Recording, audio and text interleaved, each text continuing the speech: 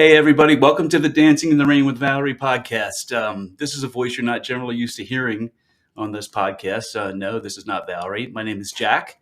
I'm generally the guy behind the buttons. It's a pretty special day for us here at Dancing in the Rain with Valarie. It's our 1-year anniversary from our first episode.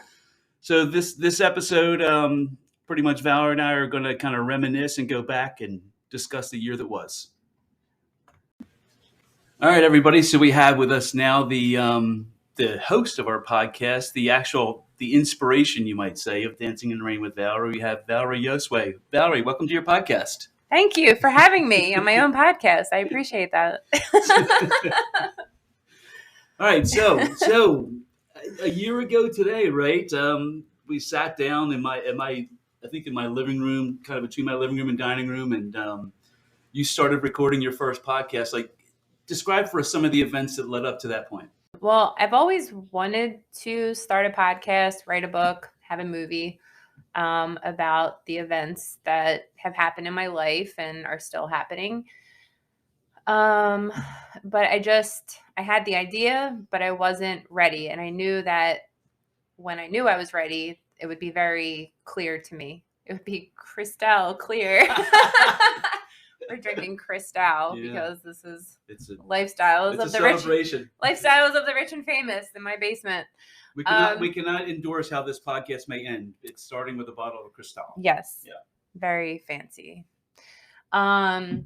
So this is something I always thought about, and I figured a podcast is the quickest way to get my stories and information out there, to let people know certain things that I've been through, and, with the intention of inspiring them or empowering them.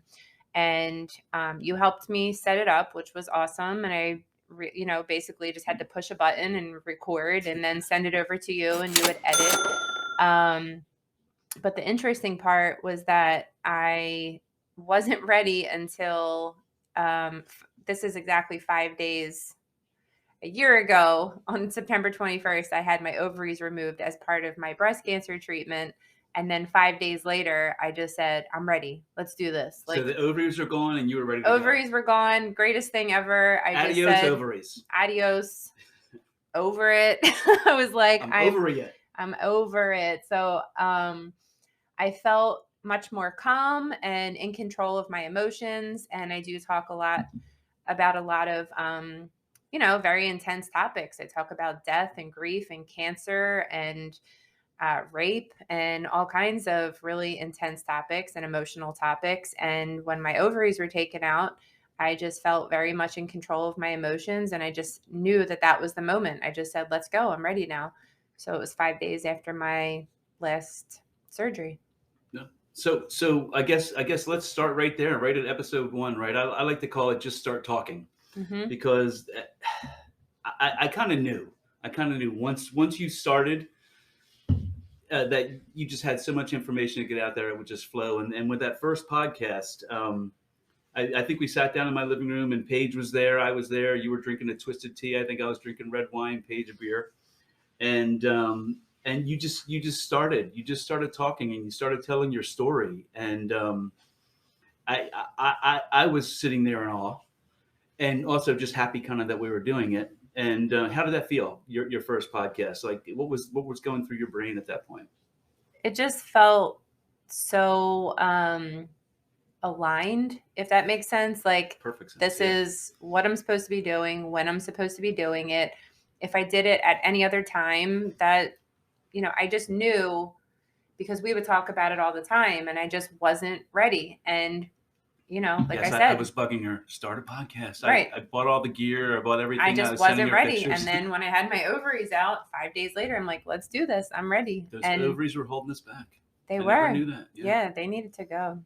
And you would just with that, it's kind of a symbolic. You would just basically come through a phase of your life. You would just really transition from the breast cancer diagnosis and all the surgeries and the treatments and that was another part of it. There's just so much going on in your life at the time. Besides what that specific surgery was and how it made me feel afterwards in a good way, but in the bigger picture, it was just the fact that that was, other than the medication I'm on, that was the last phase of my breast cancer treatment. And I really just needed all of that behind me before I started this new, adventure in my life, which was starting a podcast and everything that came along with that. So, I had a surgery in May, and then I had radiation, and then in September I had another surgery, and I just needed all of that behind me. And as soon as that was behind me, I just felt like now I'm ready to move forward. It was like the Hoover Dam crashing down too, because not only, and we're going to go over all the podcasts, not only did you record that first podcast, but we went 4 nights straight. Mm-hmm. 1, 2, 3, 4. We're done on September 27th, 28th, 29th, and 30th. It was 1, 2, 3, 4. I think we recorded on the 26th and we released it on the 27th, something like that. But yeah, it was. You had a lot to say, mm-hmm. and those first 4 episodes, while very raw, because I don't know what the heck I'm doing, folks. We're so informative and so giving to people, and I knew right away that we just had to have people listen. Yeah. People listen. And what I feel about the podcast so far, we've had, I think we have like 1,500 listens so far or whatever in a year. I don't even know what the number is. But what I think about it is we have them in the bank. They're there. They're going to exist. They're timeless. Mm-hmm. The information, while it might not be a week after or 4 or 5 days after your surgery, the information is timeless. Anyone can go back at any given time and listen to a Dancing in the Rain with Valarie podcast, especially, on a specific subject, and they're timeless. The information still holds up, and it's good mm-hmm. information.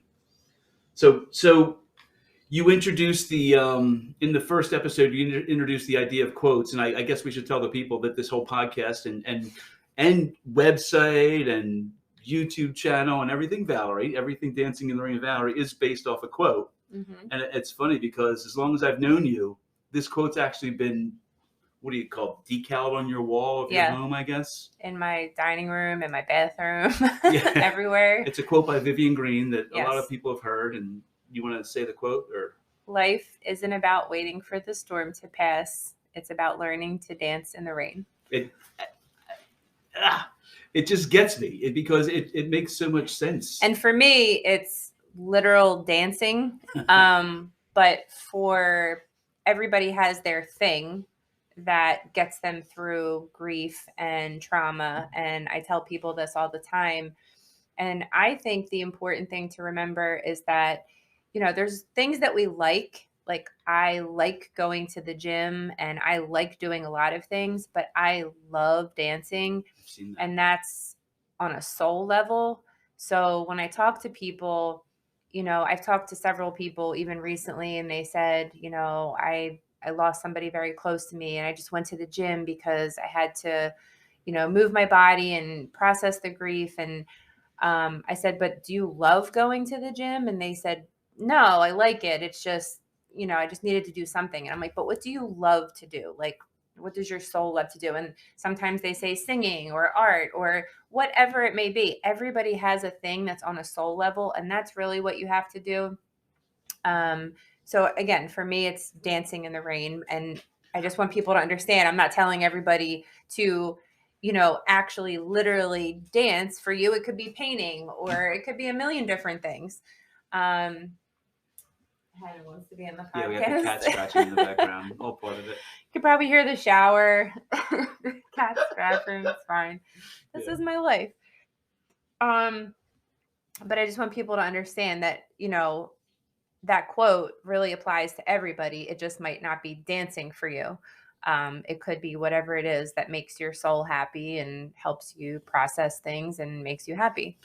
One thing I do have to say is I really can't imagine anybody loving anything as much as you love dancing. I truly just watching you dance and you danced as a child, and then you didn't dance for 21 years.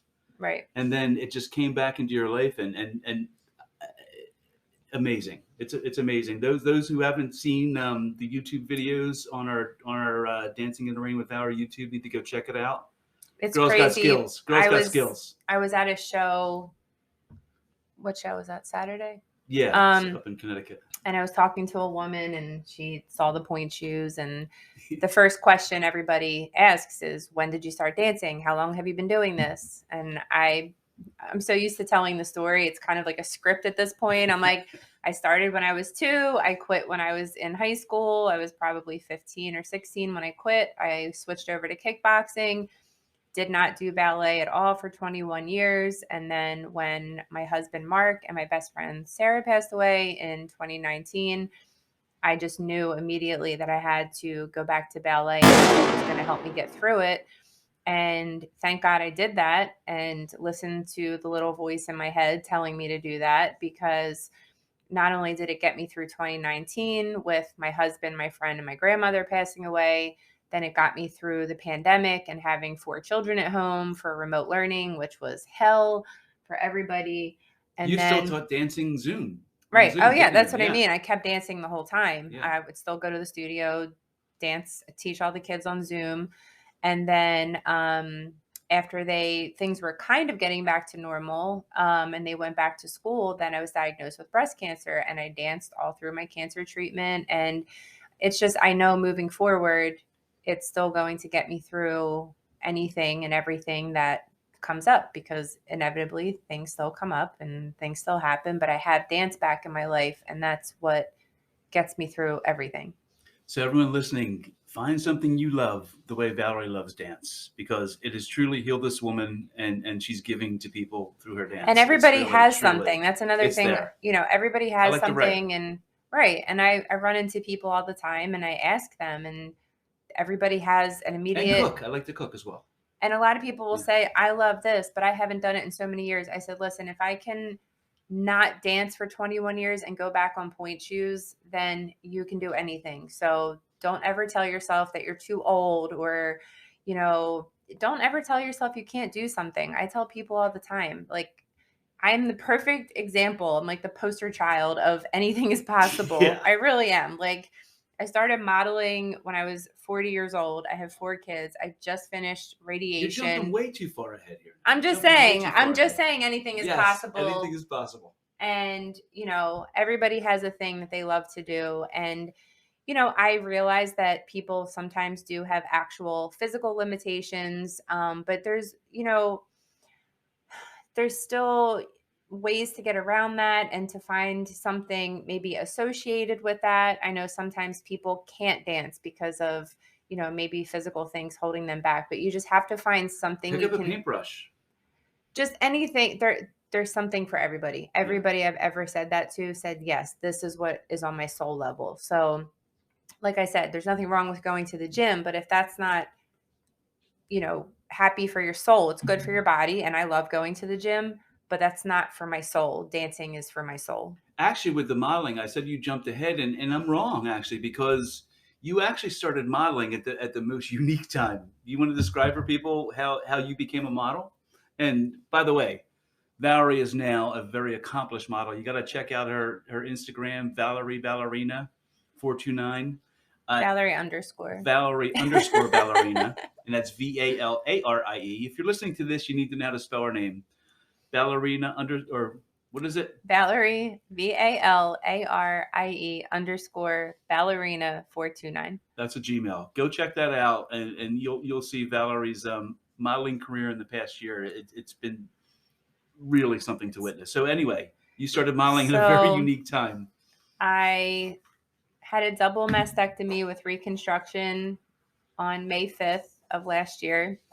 And then I had 24 radiation treatments last summer. And then right after my 24th treatment, I got COVID really, really bad. I was pretty much in bed for almost 2 weeks. It was really rough. And you were going through radiation, so I mean, you had to be.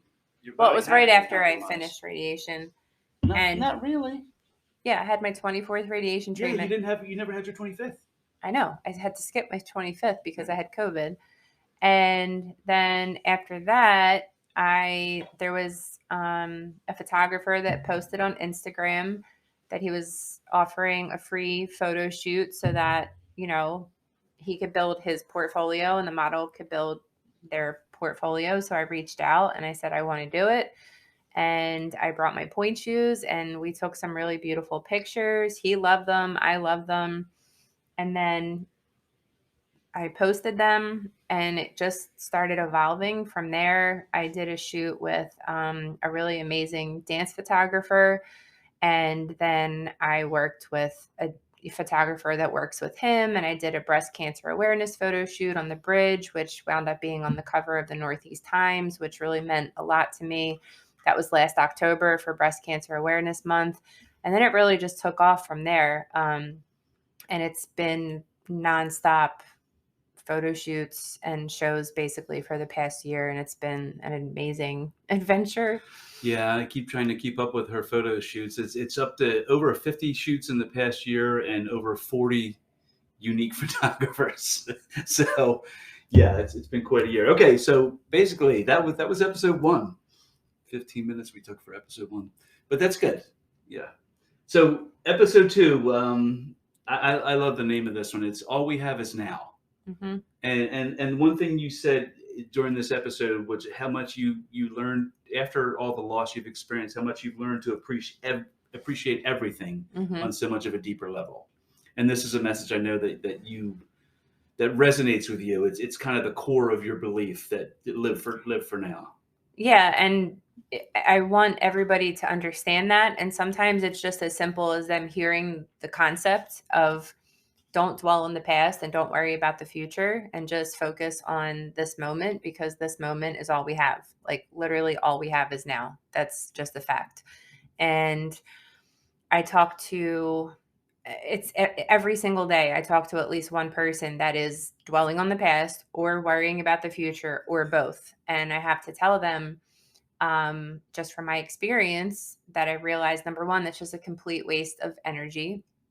You can't change the past and you can't predict the future. So, as far as dwelling on the past, I always say that let's just talk about grief and loss. When you lose someone, of course, you're going to grieve. You're going to cry. You're going to have to go through your whole process. But I always say that I strongly believe that there comes a time when you can make a decision of which way you're going to go. Are you going to continue down this road of, depression and crying and whatever your grief involved? Or are you going to dig really deep and pull yourself out of it and start doing things that bring you joy and living your life again? And another thing that I always talk about is how grief and joy can coexist. You can be grieving and sad that you lost somebody or that you've been through a traumatic event, but you can also bring joy back into your life at the same time.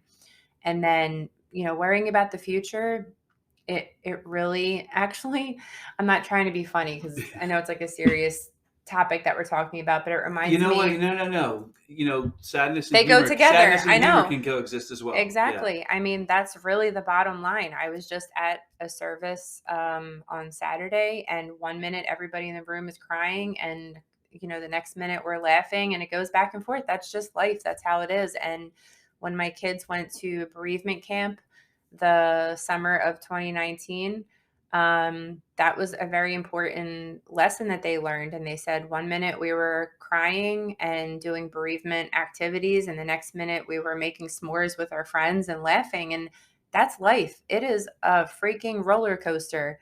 It is sad and happy and crazy and everything all at once. It really is. And you just have to go with it and know that it will continue to be that way. Like there's really no such thing as normal. You have to go with the flow. I Nothing I want to be involved with anyway. Yeah. I mean, and you're not saying don't grieve. I mean, grieving happens. Well, that's what I want people to understand. It's not like, Mark and Sarah passed away and then I was like, oh, I'm just going to do ballet. And no, there was a very dark time where I would, sleep a lot. I needed to sleep and cry a lot. And that lasted for a couple months. And then after that, I just said, I don't want to do this anymore. And, you'll, on some level, you grieve forever. You will never stop missing the people that you lost, but you have to pick yourself up and you have to continue on. And so that part is about not dwelling on the past. And by dwelling, I just mean you you have to move forward in your life at some point. And we always remember our loved ones, and, we always miss them and we always honor them. But they would want us to live our lives. Totally. And because they're living a life that we don't even have any idea about right now. Right. And then dwelling on, worrying about the future is completely pointless. And that's a hard concept to get used to. It's very easy to worry about things that are happening tomorrow or the next day or next week or next year or 10 years from now, but there's really no point. So what I'm saying is, after all of my, I'm just being honest, traumatic experiences, what I've realized is that this moment is so precious, and this is really all we have. And this is what we have to focus on. There's nothing wrong with planning. Obviously, you have to plan for things, and really, you have to sometimes plan for things. I'm not saying don't schedule anything or like that, but I mean, don't worry about something that hasn't happened yet. A lot of times we worry about things and then they don't even turn out with what we thought was going to happen. You don't know what's going to happen. You might think the worst case scenario, oh my God, I have this thing tomorrow and I'm so worried that this, and this is going to happen. And then the next day comes and that doesn't even happen. So well, there's also that if you take your energy and put it towards the bad that's going to happen, then you're kind of more likely to see that happen.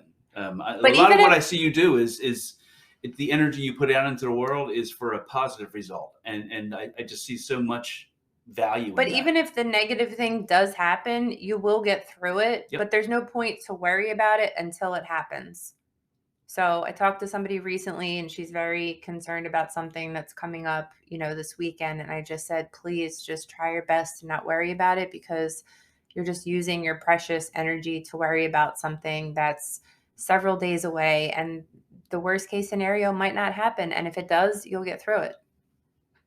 There you go. Okay, I'm hitting.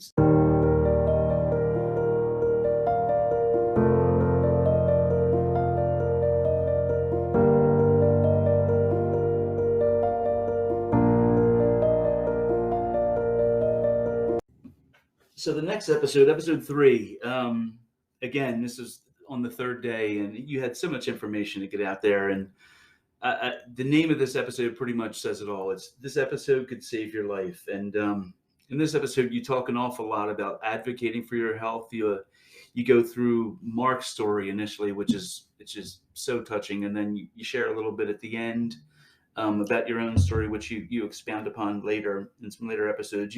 Would you like to talk about, I guess, basically Mark and how he came to discover that he had cancer? I mean, it sucks, but I mean, how it came to be, because it's such a normal thing that we all have in our lives. And I want you to share kind of what Mark dealt with and how that went. Well, I was just explaining to someone the other day that the reason I started a podcast, the reason I want to write a book, the reason I want there to be a movie or a show. TV show, Netflix. Netflix, are you listening? Netflix. Netflix or bust.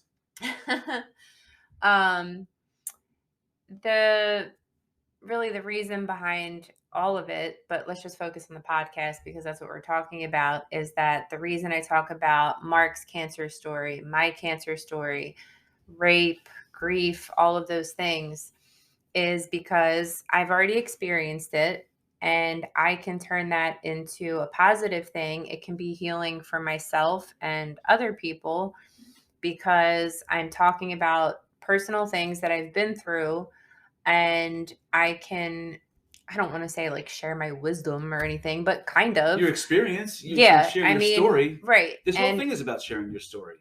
So as far as Mark's story, we never knew, we were never told.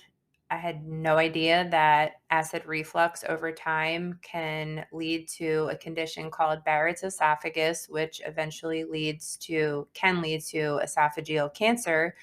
And once it's advanced and, spread, it can kill you, and it will kill you. Well, it kills many people. Right. So the So acid specific reflux, we almost everyone listening to this podcast knows somebody who has acid reflux. or has had it at some point. Yeah. And the bottom line is, I'm not trying to freak everybody out if you've ever had acid reflux, but once in a while is not a big deal. But if you've had it for several weeks or several months, you definitely need If it's to chronic. talk to, but chronic, it doesn't mean years. It honestly just means a couple months. Right. So you need to find a GI doctor, a GI specialist, and you can have a scope done and they can find things early. And if you find it early, it can definitely be treated. But my husband, Mark, really just thought that that was, it's acid reflux. He took Tums and Prilosec, and he didn't really think that it was a He big, kind of tried to tough it out, basically. he didn't know it could kill him because nobody ever told us that.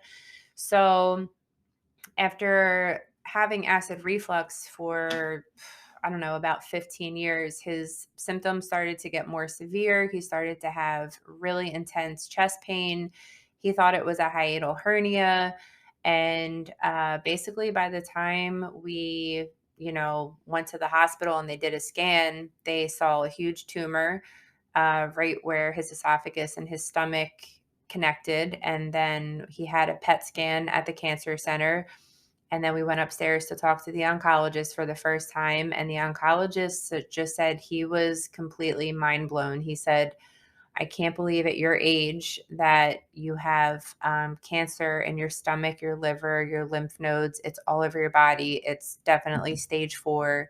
Stage 4.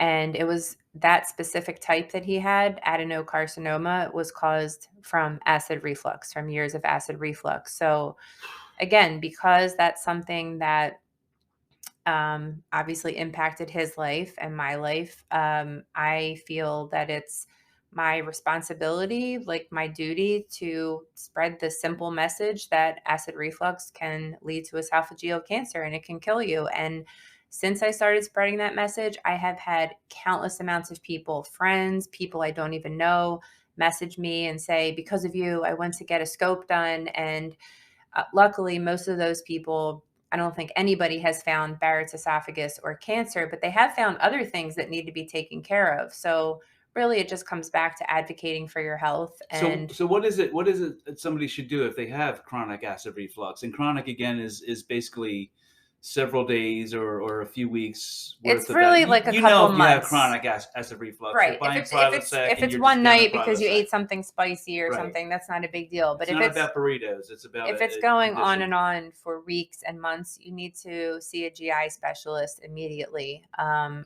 what should they ask for? Just a scope, an upper GI scope, I guess? I would just definitely ask for a scope. And this comes back to advocating for your health because, every doctor is different. And there may be doctors that say, okay, you're right. Yeah, you need a scope. But that there are always going to be those other doctors that say, like, you're fine. It's not a big deal. Let's just wait and see. But I'm here to tell you that my husband died at 41 years old and we have 4 children. And he died because he had, acid reflux. So if I could help one person, then it would all be worth it. So advocating for your health. If you know that you have an issue with acid reflux and you're concerned, go to the doctor. And if they say, well, just wait and see, just say, you have to insist. No, I need a scope done. Now, in this episode, you also talk a little bit about your story, which we're going to expound upon in a couple later episodes once we get to October. But you as well had to advocate for your health because they kind of were pushing you off. And you just, Mark died from cancer and you had some questions that needed to be answered. And people just, kept saying, we'll wait and see what happens.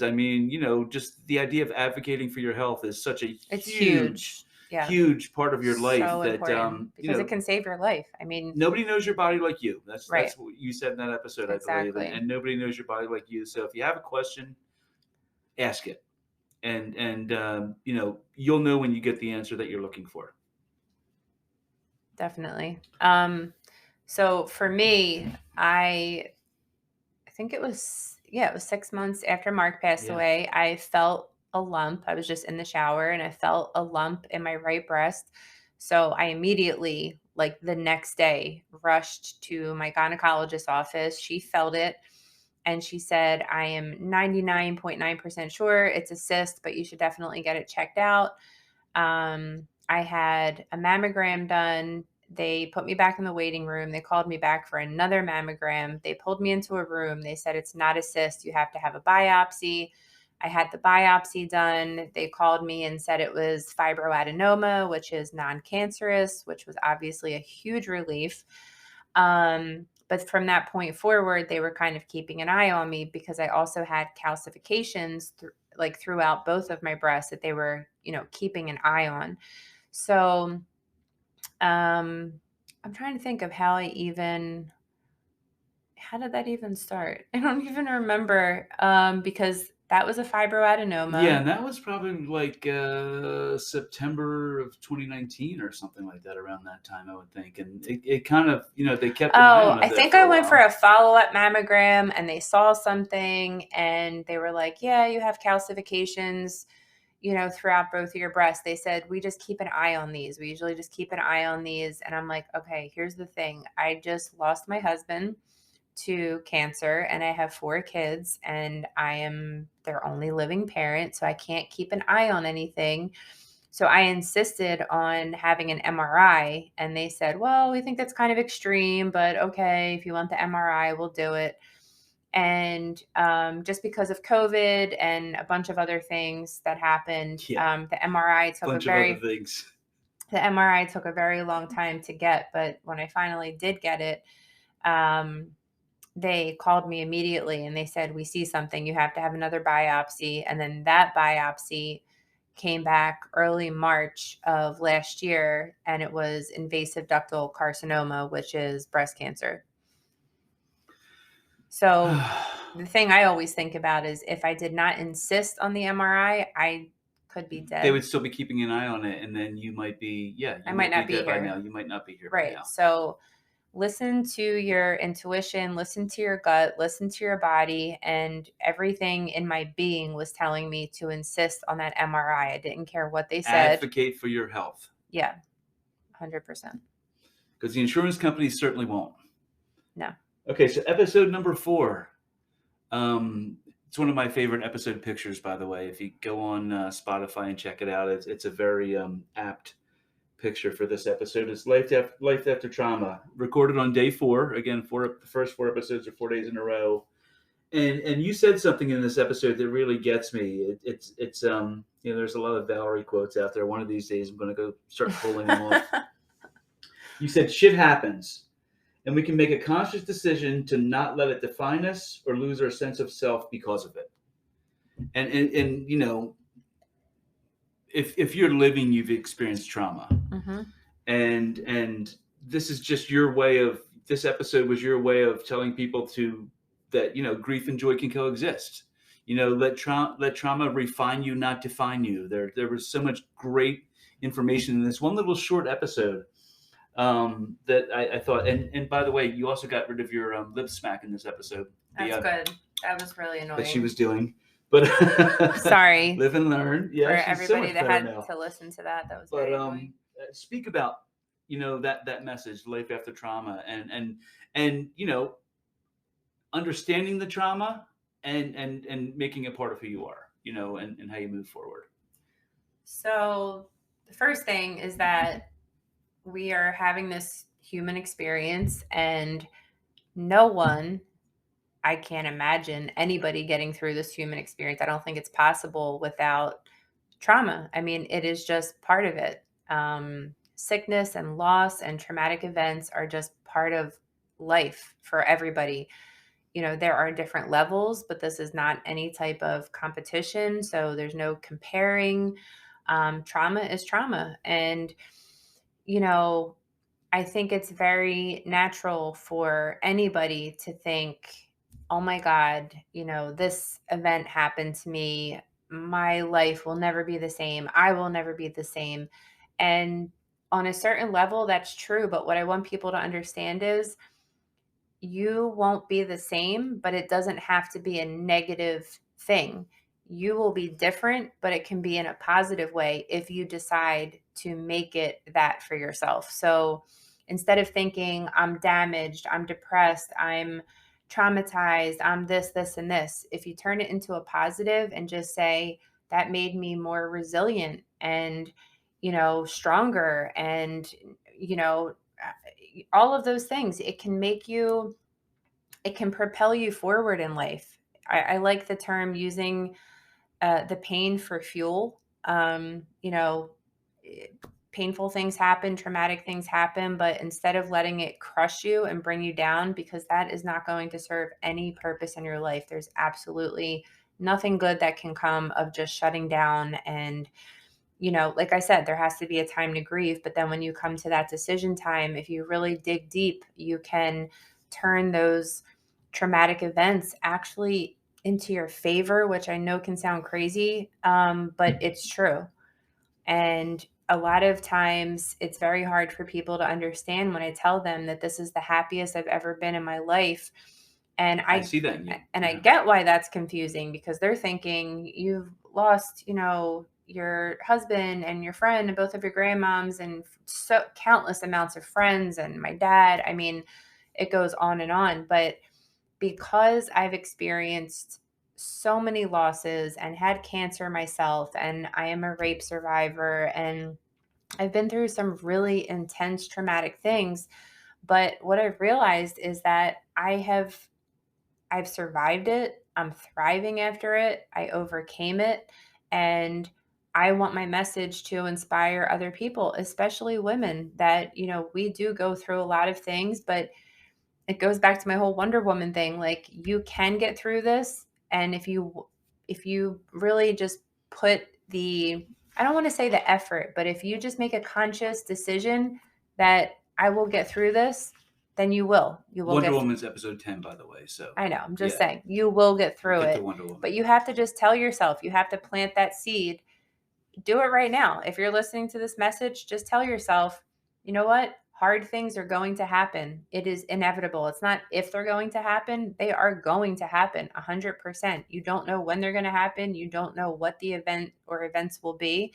Hard things, very traumatic things are going to happen. But if you tell yourself right now, I'm going to get through that, and I'm going to get through anything and everything that life throws at me, then you're just planting this. I like to say you're being a warrior mindset instead of a victim mindset. If you put yourself in this victim mindset, life can easily just crush you, because it can be rough, but it can also be beautiful.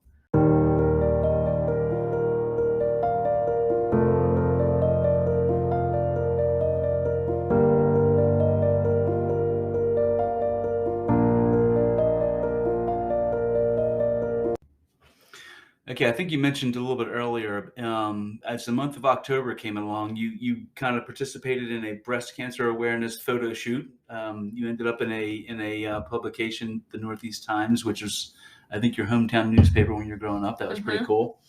And on October 13th, you recorded the first podcast concerning, we called it Bridging the Gap Between Awareness and Action. And in this episode, you kind of touched on it a little bit in the This Episode Could Save Your Life podcast, but you went a little deeper into how you discovered and you had, how your journey. I'll just cut. Keep talking. Yeah. How you basically came to question. All right, here's the thing. Yeah. I'm just going to keep it real.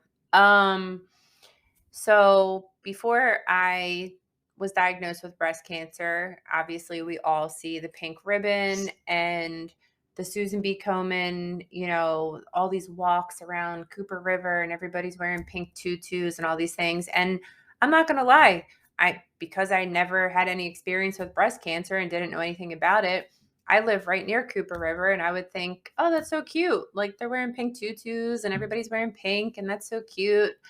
I didn't really put much thought into it because I didn't have any experience with breast cancer. Nobody that, was close to me ever had it. I had never had it. It wasn't personal. So just in a general sense, I just thought, well, I know October is Breast Cancer Awareness Month and it's a pink ribbon and everybody wears pink. And that was that.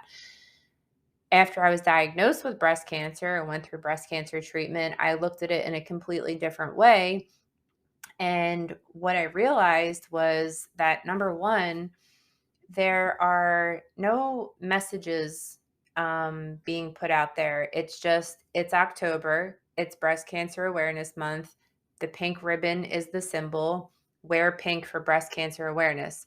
There's no message that will help women with early detection or prevention to save lives. There are absolutely no messages. And I really became hyper aware of merchandise I would see in stores. I would go into a store and there would be a little section for October for Breast Cancer Awareness Month. And I was reading every single message, whether it was on a t-shirt or stickers or whatever it may be.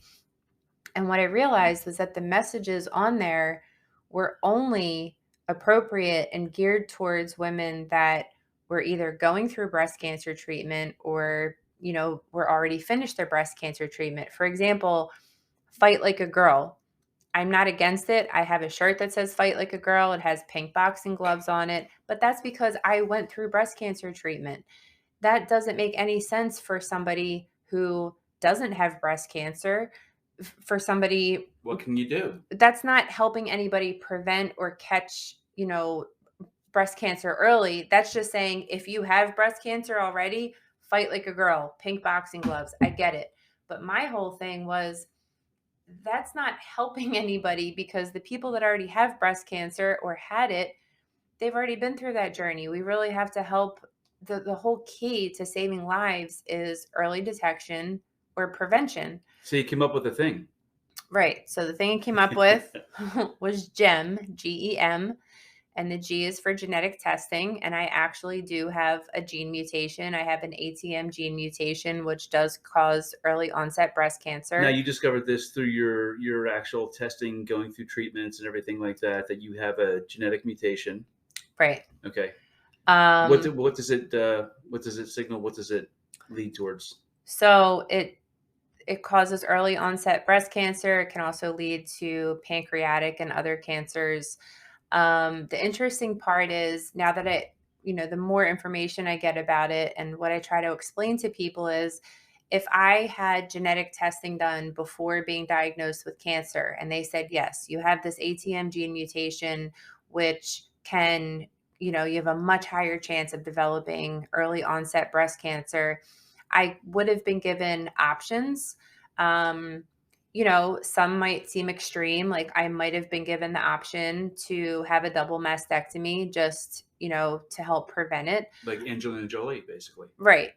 Or I could have taken estrogen blocking medication, which I'm on now for the next 10 years as part of my treatment, but I could have taken that before to prevent it from ever happening.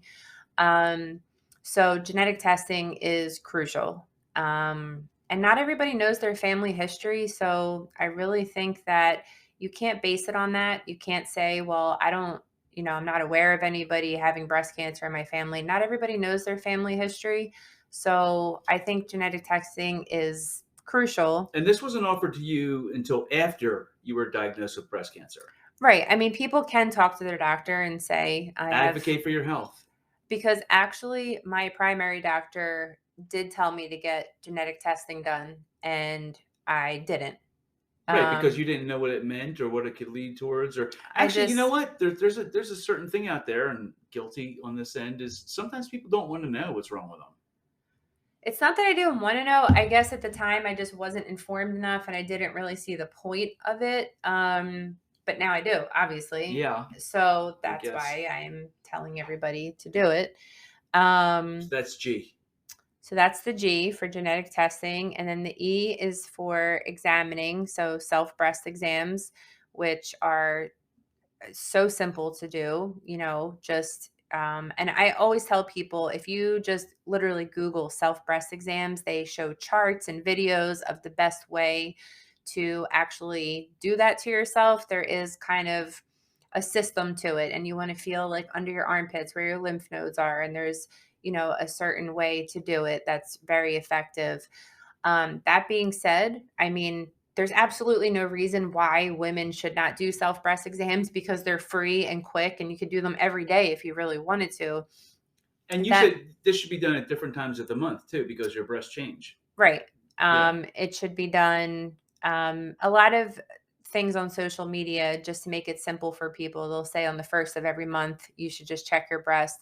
But it is helpful to check them before, during, and after your period, because your breasts change and you just want to see, you might feel a lump, but that might be normal for you. And knowing that, you're not going to have to rush to your doctor every time. You develop a baseline, basically. You have a baseline, exactly. So that being said, the tumor that I had in my right breast was never able to be felt by myself or my doctor. So it's not going to catch it all the time, but it's still, there's absolutely no excuse to not do them, because they are so easy and so simple. You can, do them really every day if you really wanted to. Well, you did find a lump, which ended up being a cyst or a calcification, I guess, right? But a fibroadenoma. A fibroadenoma. Mm-hmm. So when you found the lump, you were actually able to get a mammogram, or you were kind of almost 40 then at that point, I guess, because you can't get mammograms until you're 40.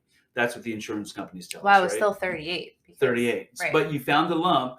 So you were able to get a mammogram early, which if you had waited till you were 40. Right. So finding that lump in 2019 was really a blessing, because even though that wasn't cancerous, that's why I was able to have a mammogram before I turned 40. And that's why they started to, keep an eye on me and the situation going on with the calcification. So I did catch it early enough. So the E is for examining yourself, self-breast exams, which are very important, because sometimes people do find their breast cancer that way, by feeling a lump. And like you just mentioned, even if you find something and it's not cancer, you can get a mammogram, and then they will start to monitor you and keep an eye on you. And then the M is for mammograms. I've had several people, some women that I haven't even seen since elementary school or high school, and they said, because of you promoting all of this, especially during last October for Breast Cancer Awareness Month, they scheduled their first mammogram, and that's what it's all about. So my whole point is that I really, like Jack mentioned, the title of the podcast episode was Bridging the Gap Between Awareness and Action, because awareness is not enough. We are aware that breast cancer and all cancer is just way too common, but there needs to be action, and there needs to be a message behind the pink ribbon. It cannot just be about a pink ribbon. Every cancer has a month dedicated to it and a different color ribbon, and that's great because it does bring awareness to it, but there needs to be action behind it. There needs to be a message, and my message is genetic testing, self-breast exams, and mammograms. Gem. Gem. Okay, like 5 days later, that was October 13th. And 5 days later, I remember you showing up at my apartment with Mario DeSantis. Yes. We had an hour. Mario. You're like, oh my God, I got to go pick my kids up from dance. Mario has an appointment. We have an hour to put a podcast together. So, all right, let's set it up. So we sat down at my dining room table, and you had your first podcast interview. Yes. With Mario DeSantis, and we called the episode "Our Broken Healthcare System." I think everyone listening to this can relate to that. And Mario at the time was running as a primary challenger for a congressional seat in South Jersey. He did really well, 25%. Thank you. He became a great friend, and we all tried to help Mario. Mario's the best. The best. So in this interview with Mario, he's also been my son's orchestra teacher since 4th grade. You talked a lot about the. You just ignored that I said that. Did I ignore it? I didn't mean to ignore it. I was ahead of myself. Anyway, he's the best. He is the best, and he's a brilliant musician and a wonderful man. And follow him, DeSantisForCongress.com. He's going to get there, by the way. He's going to change the world. He's awesome. So you interviewed Mario about our healthcare system and the pitfalls that people run into. And I mean, you ran into this yourself. Yes. When you were trying to, you had a what's it? a mammogram, and you had to get an MRI, and just the time frame it took for you to go from that, okay, suggesting an MRI and to actually getting an MRI. It was like a year. Of course, COVID happened in between, but you had so much time in there, and our insurance companies are just made to kind of delay our treatment. And Mario's a big believer in universal healthcare, and you guys had a great interview and talked about that, and it was my most challenging podcast edit to date because of all these stops and curses and whatever. But I thank you for bringing Mario into my life for that interview, and there's going to be some great stuff. So just talk about Mario a little bit, I guess. Well, Mario has been my son Jaden's orchestra teacher since 4th grade, and he's just an amazing person. And when I found out that he was running for Congress, I just wanted to help him in any way that I could. So we decided to do the podcast episode, and I think we just got as much information out there as we could, and we focused on healthcare.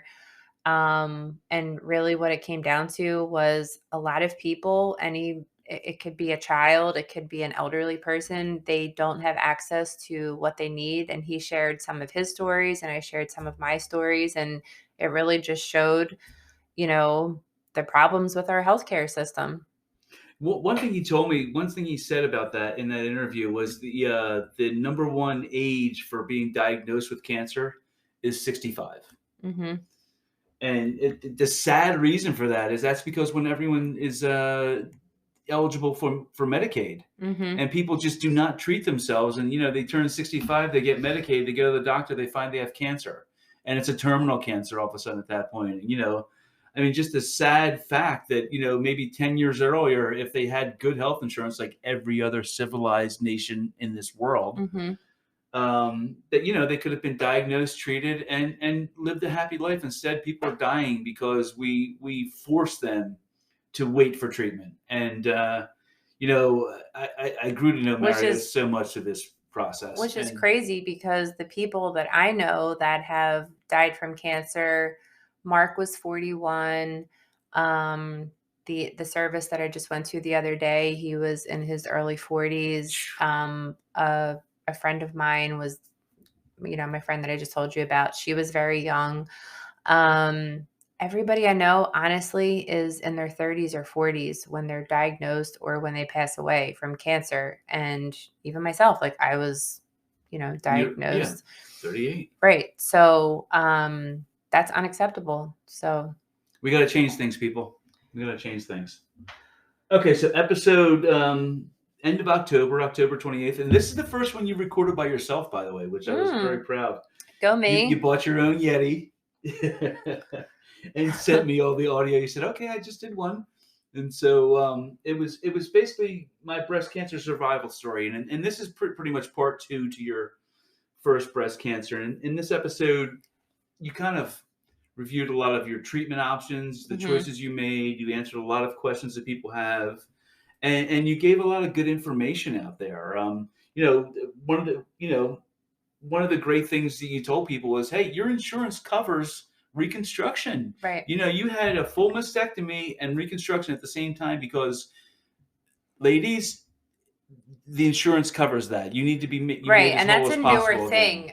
Years ago, they did not cover that, and now they do. Thank God, because they should, and they do now. And that's really important. And everybody has a different journey. I know women that have had. I know everybody that has gone through everything. I feel like I've talked to women who have had mastectomies and they stay flat, and totally respect everybody and their decisions for their journey. And then I've talked to other women who have had just lumpectomies. I've talked to women who have had just one breast removed, or, there's just so many different options. But for me, when I was diagnosed, and my friend Kelly was with me at the appointment, and they said, you have breast cancer. And we were talking about the different options. And when the word mastectomy came out of the doctor's mouth, like I really got lightheaded and thought I was going to just like fall on the floor, because number one, I really didn't know anything about breast cancer. I knew what a mastectomy was. And immediately in my mind, I had a visual and I was just thinking, like, Completely scarred, everything gone. I was just like, this is too much for me to even process right now. And then right after that, he said, if you choose to, you can have reconstruction at the same time, all during the same surgery. So basically what happens is the breast surgeon comes in and removes all of the breast tissue, or it's most of it. There's always some percent left behind, like 2% or a little bit. But for the most part, all of your breast tissue gets removed. And then the plastic surgeon comes in and puts in implants. So it's two different doctors, two different surgeries, but all at the same time. And that made me feel better because I knew immediately that that's what I wanted to do. And I was really thankful that that was an option. And I was grateful that that was covered by the insurance. So that's what I decided to do. I'm very happy with the results. And, I have a really good book. I wish I could remember the name of it. Crap.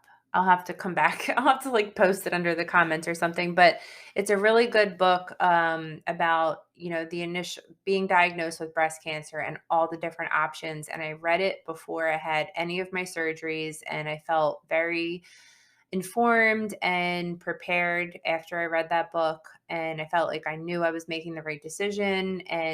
But they even mentioned how, the reconstruction is covered, and that's a newer thing that just happened a couple years ago. And that's really It's really a amazing. law, right?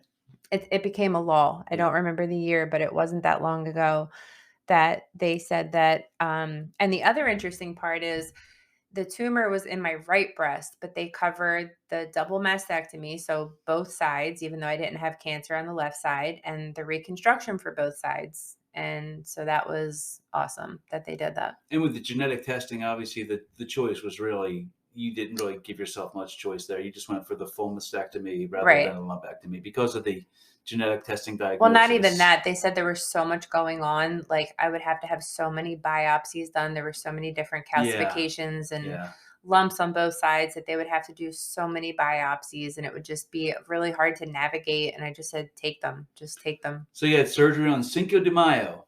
Yeah. I saw a picture of you with a sombrero on. Yes, I went to the hospital with a sombrero, and it was really funny because some of whoever knew that it was Cinco de Mayo, nurses and doctors, they were cracking up and they totally got it. And some people didn't know what day it was, so they just thought I was a crazy person. So this is kind of the beginning of the way I saw that you were going to handle your treatment, your surgeries, your recovery. I think I saw video of you dancing a few days afterwards. You're wearing a sweatshirt, you have drains in both breasts, and it was Sandra at Universal Ballroom. It was her birthday party. Sandra's birthday, yeah. And you're dancing. How many days after surgery? 2 or 3, maybe. It might have been 2 days Valerie's later. dancing, go figure. Yeah. So how was the recovery? So my kids were performing at Sandra's birthday party, and I felt fine. So I just went and I surprised my kids, and it was awesome. And I got to celebrate with everybody at the studio. And it's kind of a touchy subject because I am friends with so many women who are either going through breast cancer treatment, have gone through breast cancer treatment. And I know it can be hell because Mark's treatment was absolute hell. And I get that. I'm just talking about my personal journey, and I'm not downplaying what any person goes through with their cancer treatment. I know that it can be hell on earth. I totally get that.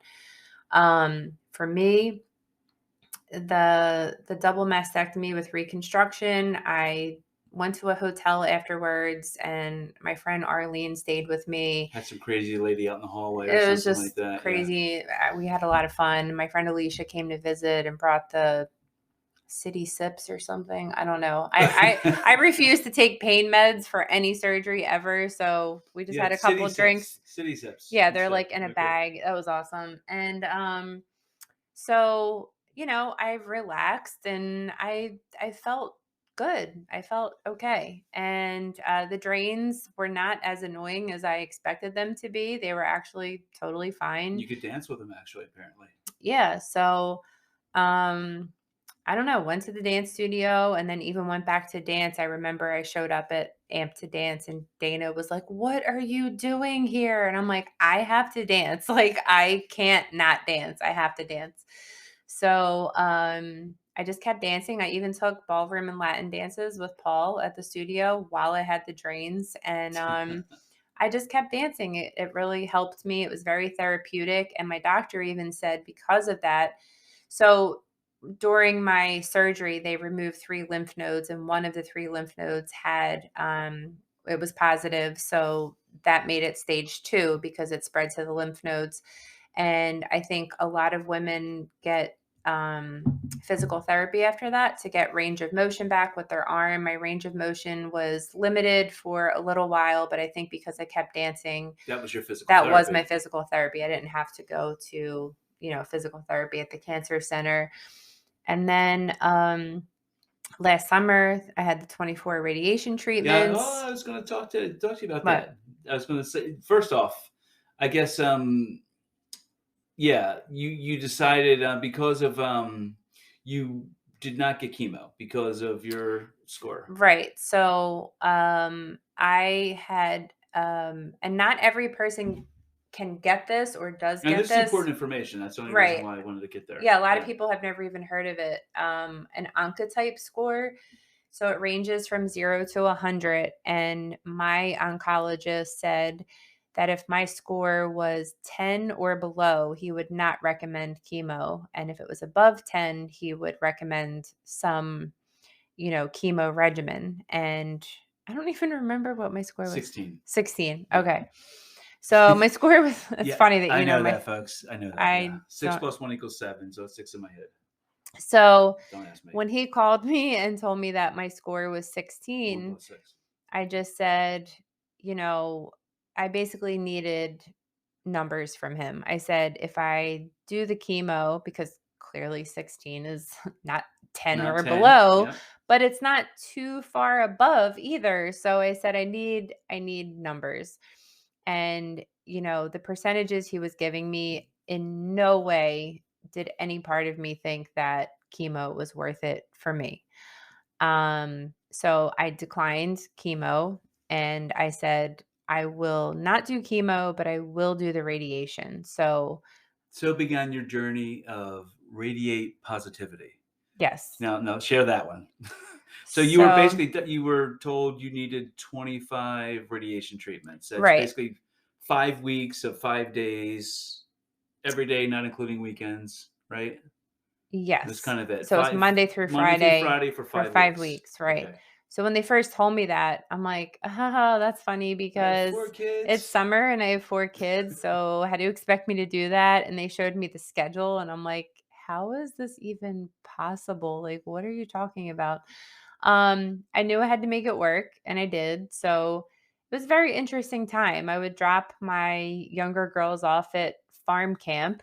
And then I would drive to the cancer center and get radiation. And then I would drive back to the farm camp and play with the goats for a while. And then loves goats. That's just kind of what we did. And it worked. So yeah, I told myself in the beginning. Unfortunately, you can't have a goat in Collingswood. We figured that out. So well, I could do whatever I want. It's just get a goat then. Yeah, not yet. I mean, now that we're talking about it, now I can't do it. All of a sudden, we just made it a thing. Yeah. So now I probably won't do it. Okay. Shh, don't tell anybody. Don't look at the goat in the Valarie's backyard. Don't report me. Yeah, don't report Valarie. I mean, I had chickens. I wasn't supposed to have chickens either. Chickens in her basement. Yeah. Interesting. So anyway, we're out of time, so I just wanted to stop recording.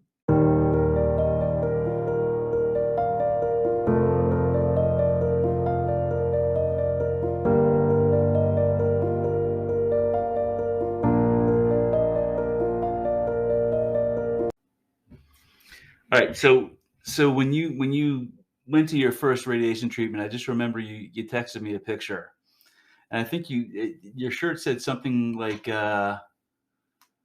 okay, let's dance, or it's time to dance, or something like Okay, but that. first let's dance. Okay, but first let's dance. And you just had this biggest smile on your face, and your arms up in the air. I think you kicked the leg up in the air, and talk a little bit about your decision going into radiation treatment.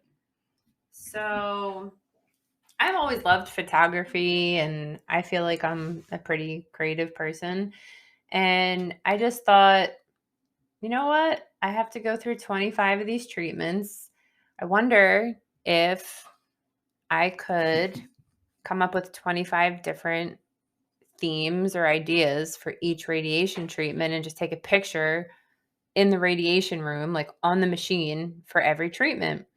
And I thought that's going to be a lot because 25. it's 25. It's a lot. Am I going to be able to have a different t-shirt, a different theme? And I'm like, I'm just going to go for it, whatever.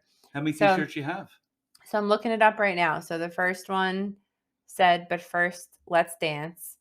And I actually did yoga, booty yoga that day. I went to the pool with my friend Caitlin. It was an awesome day. Valerie's like browsing through her Instagram to check her. It was great.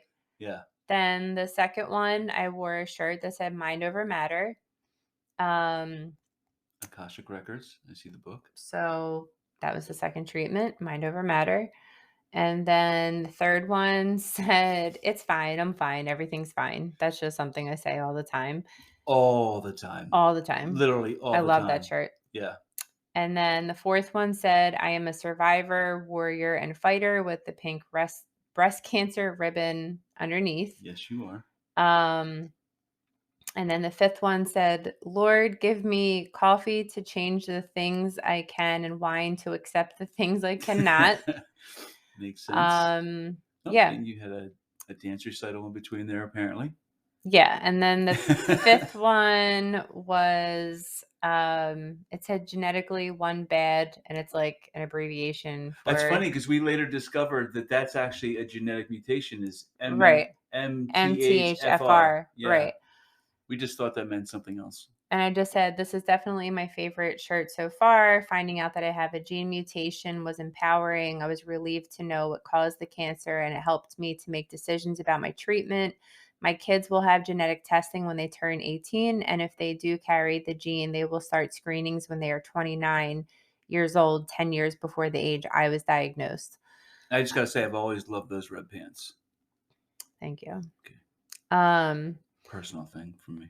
So then the seventh one, cool vibes. Just said positive vibes, and I wore my pink color therapy glasses and a pink positive vibes t-shirt. And then the eighth treatment, I said, after a wild night of crocheting with Kelly and Paige, I woke up late for my appointment this morning. It was the perfect day to wear my tired as a mother shirt that my friend Steph Gallagher made for me.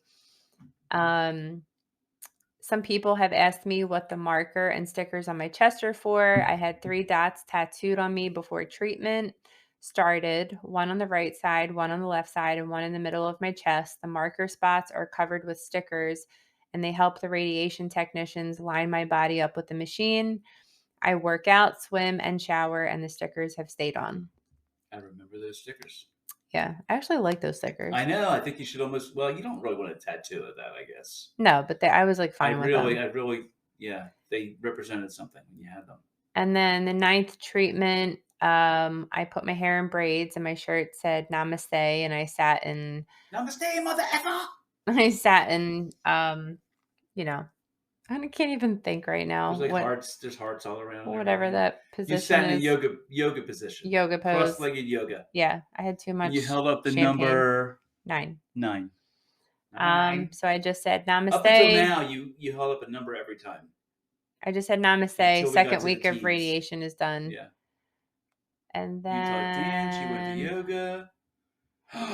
Number 10. So 10 is when it started to get real. It started getting better because I started getting more ideas. So it says 10th treatment, 3rd week, fight like a girl. So my shirt says "Fight like a girl" with pink boxing gloves, and I actually brought my own pink boxing gloves. And then I have a picture. All these pictures available on DancingintheRainwithValarie.com, but DancingintheRainwithValarie.com. And my Instagram. And her Instagram. Yeah. So Valarie_ballerina429. So there's another picture of me pretending to punch. Punching out the tech. Yeah, he was awesome. It's like really an awesome picture. Like they had fun. I had fun. I looked forward to every day of radiation. I had a blast. This is probably one of my favorites. My shirt said, "Life isn't about waiting for the storm to pass. It's about learning to dance in the rain." And I had my point shoes on, a tutu, and an umbrella. So sitting in the waiting room with point shoes. Yes, because I didn't. I had to be in and out, so I had it down to a science at that point that whatever I could have on. Was the tutu on at this point, or did you put the tutu on once you got in there? You know what? I think the tutu might under the hospital gown, because that would be an interesting look. No, I think it was on because I only needed the radiation on my chest, so I don't remember, but I just made it as quick as possible because I knew the next person had to come in, so I had to make it very quick. And then the next one, my shirt said, "Not fragile like a flower, fragile like a bomb." And Jack made me a bomb out of what was that? That was a ball, I think. I know. A ball and black duct tape. Yeah. And some sparkly, what are those things called? Pipe cleaners? Pipe cleaners, sparkly pipe cleaners. So I'm holding a bomb in one hand and then flowers in the other hand. So Valarie walked into the hospital with a bomb, folks. Basically. Yeah. So that was number 12. And then... Oh, I love this one. Yeah, number 13, just my shirt We're looking at pictures and you guys are listening to audio, but go on, you can see on her Instagram, all these pictures are there. Yeah. Valarie_ballerina429. So basically that shirt said "fight on," and you got like a Rosie the Riveter kind of a look. Rosie the Riveter look, totally. Showing off the guns. Then the next one was, this is probably my favorite. Yeah. My shirt says genetics mutations happen. You have 3 arms in that picture.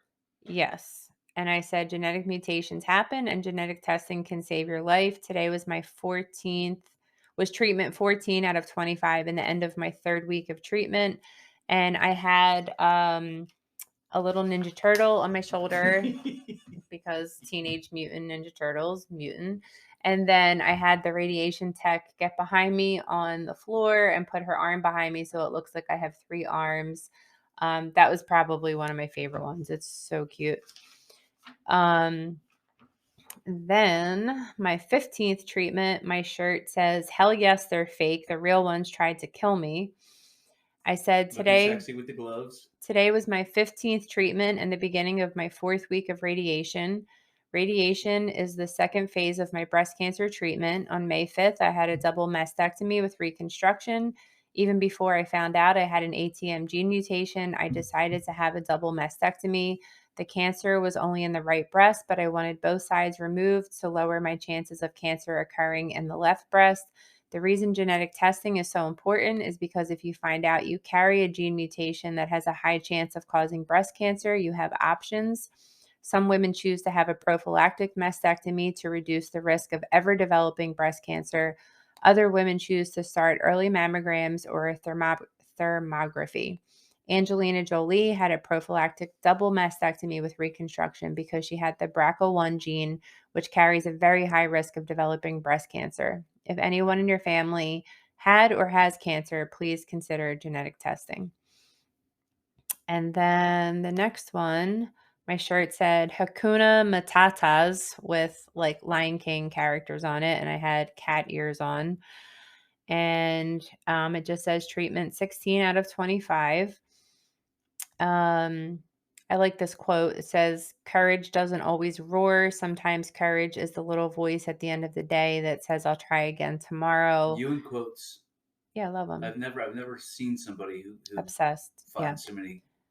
I keep saying this, but like this was also one of my favorites. I love this too. This was great. Straight out of radiation.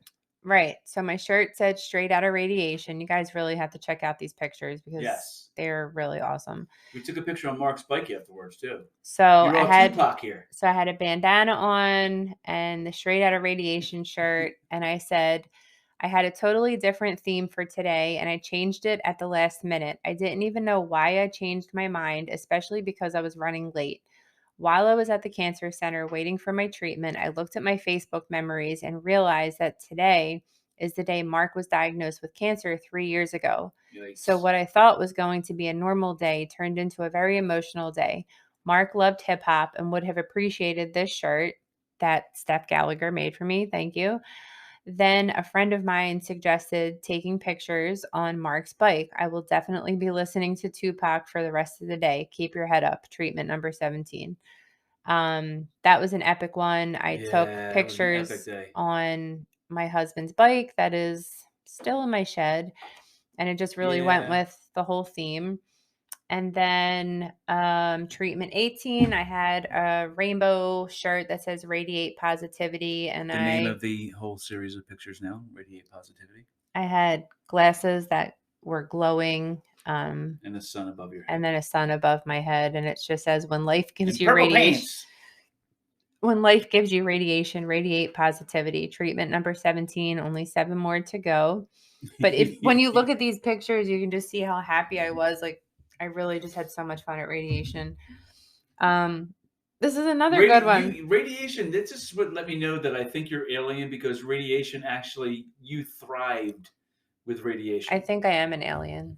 I think you are an alien, yeah. Okay. But I'm cool with that. Yes, it's cool to know an alien. So, treatment 19. Looking badass with tattoos. My shirt said, life is tough, but so am I, with the pink breast cancer ribbon underneath. And then I had fake sleeves that looks like I have tattoos and glasses and a bandana. Rifles. And it just says 19th treatment. And at the end of my 4th week of radiation, my brother actually said that was his favorite one yet. Then treatment 20, I said, my shirt said perfectly imperfect.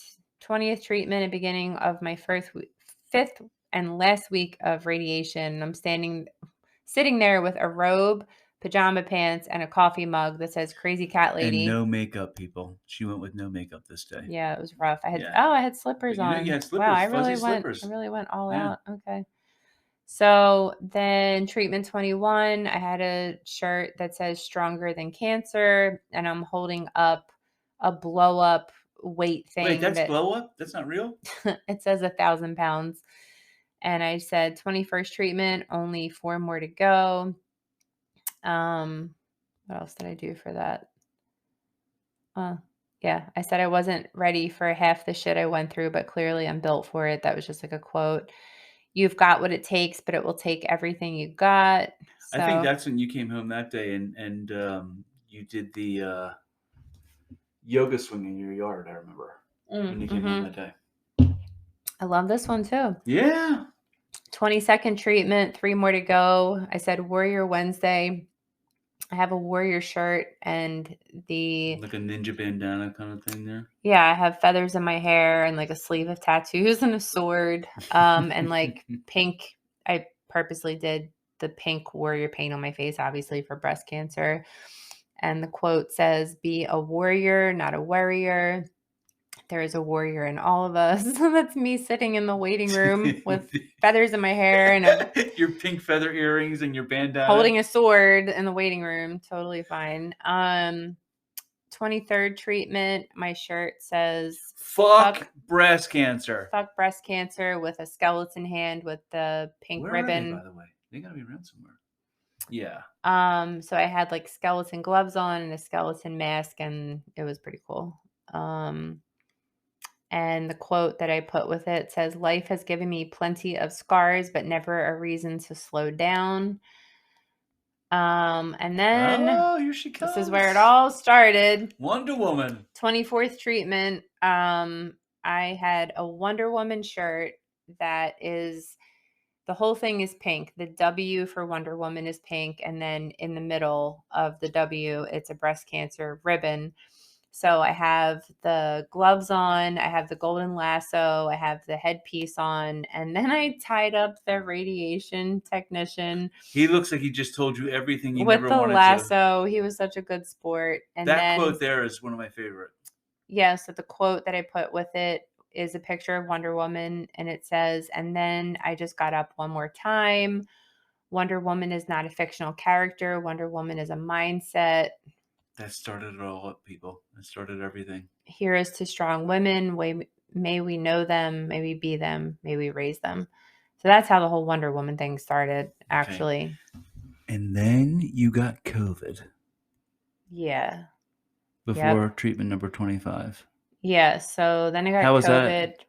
that? It was really bad. Yeah, I remember. And so I couldn't get my last treatment. The doctor said it was fine. He said, thank God it happened at the very end. If it happened in the middle of radiation, that would have been a huge problem. But he said, if you miss one treatment, it really isn't that big of a deal. So I was really, really sick, and pretty much just survived on Pedialyte, and it was an interesting time. I think saltines. Yeah, one day I remember I ate a cracker, and I was like really proud of myself because I finally ate something. So anyway, that was episode 7. So anyway, Valarie's breast cancer story. So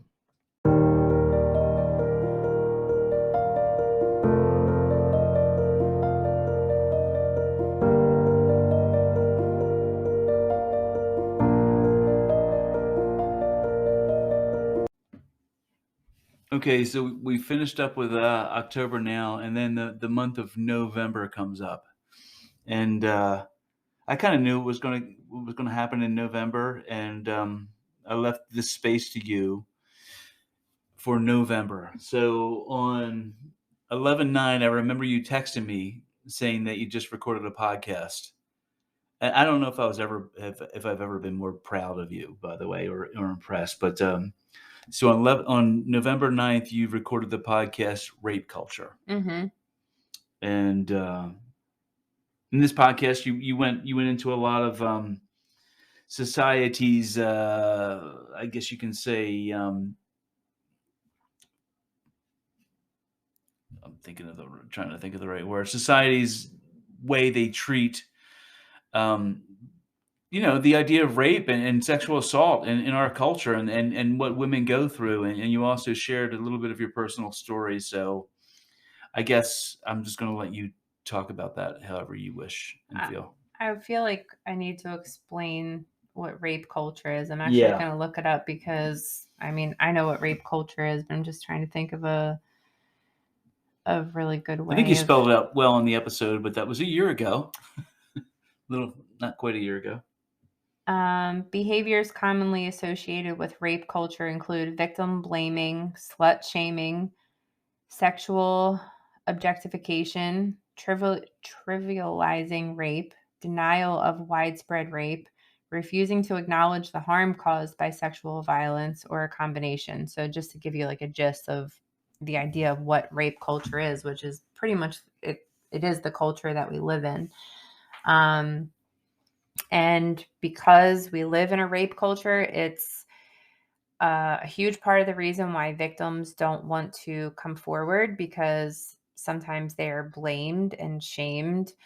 And, that's the culture that we live in. And so... Well, we started asking a woman questions right away. What were you wearing? Were you drinking? Right. And all that kind of information. Has nothing to do with anything, actually. No, nothing at all to do with Nothing. anything. And what were you expecting to happen when you went there, and why were you wearing this, and who did you talk to? And instead of saying, why did that person rape you?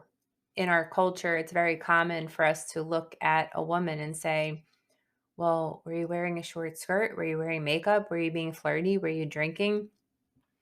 I don't care what you're wearing or what kind of makeup you're wearing, or if you're drinking or not. Nobody wants to be raped. That's the bottom line. In this episode, you actually quoted some politicians and some people. Like this one guy from Wisconsin said, some girls rape easy. Right. That's a politician. That's a house of that seriously just gave me chills. Like that is What did they disgusting. expect? This is a woman, a Fox News pundit, talking about women who were raped in the military. What did they expect? They say, You know, and some of the statistics you put out there where, victims of sexual assault are 3 times more likely to suffer from depression, six times more to suffer from post-traumatic stress disorder, 13 times more likely to abuse alcohol, 26 times more likely to abuse drugs, and 4 times more likely to contemplate suicide. It just permeates our society. And what are we doing to our young women and our women in this culture when we just don't believe them? Exactly. And not only don't believe them, but actually shame them and blame them, which is completely insane. A short skirt is not an invitation to rape. No, we are allowed to Dancing is not an invitation to rape. Nothing, absolutely nothing makes rape acceptable. Obviously, I can't believe I have to say that statement, but I do, apparently. It's sad because every woman, even, they can choose whether they want to report or not. But even in my case, and I never thought, before I was raped, I always thought, God forbid that ever happened to me, I will immediately run down to the police station and report it, and the guy will go to jail. And that's what I thought. And I think a lot of women think that. And that's not what happened. I was raped right before my 21st birthday, and immediately my brain went into this mindset of, okay, I don't want to upset my grandma and my dad and my mom, and I just don't want to make a big scene out of this. I just almost wanted to just pretend this did not happen. It's like, if I don't talk about it, it didn't happen. That's how I was thinking at the time. And I would cry myself to sleep every night, but I did not want to talk about it. And the other things going through my mind were, number one, I'm a 20-year-old girl. What if the police don't believe me? This was a well-respected doctor in the Philadelphia community. He had tons of money and connections, and as the aggressor told you all this, basically. Right, and maybe they threatened you with that. Maybe they would think that I'm trying to get money out of this, which I was not. I just wanted him to go to prison, but these thoughts were going through my mind, and I really wish that those thoughts didn't have to go through any women's minds, whether they're sexually assaulted or raped. They should feel that they're going to be heard and believed, and that needs to happen. That just needs to happen. You need to believe a victim's story. I had nothing to gain by telling my story. It was an unfortunate thing that happened to me and to several other women that he sexually assaulted. And a couple years later, we finally went to court, and he ultimately wound up spending 9 years in prison. So I mean, kudos to you. You're in other words, you put the guy behind bars. But my point is, the reason I did not originally report it was because the major thought in my mind was, I don't think they're going to believe me. I'm a 20-year-old massage therapist, and he's a well-respected, rich chiropractor. And because of the society that we live in, that's why I thought that. And it happens. You basically went there on a job interview. Yes. And that happens all the time. Like, victims are not believed, and it's a huge problem. And that's what rape culture is. Not believing victims, shaming victims, asking them what they did to participate in or cause it. Right. Exactly.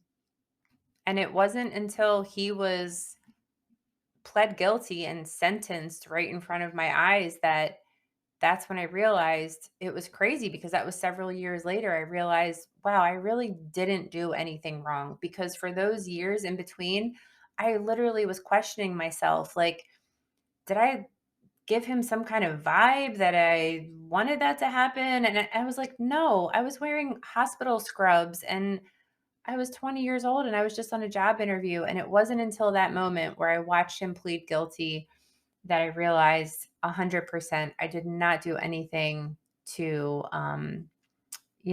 cause that to happen. He's a sick person, and he, sexually assaulted many other people as well. And it's just, when you're sexually assaulted or raped or anything like that, your mind, you don't know how you're going to react, and your mind can play tricks on you. And I just really wish society would start moving in a different direction and, make a change and believe victims of sexual assault and rape. Which I guess you kind of expounded upon a little bit on your second on podcast episode number 9 at the end of November. You did a second one, shedding light on rape culture, which is, I guess I can sum that whole episode up in one thing. Is no is a complete sentence. Mm-hmm. And there's so much education and so much societal pressure put on young people, both male and female, as to what to expect from things and what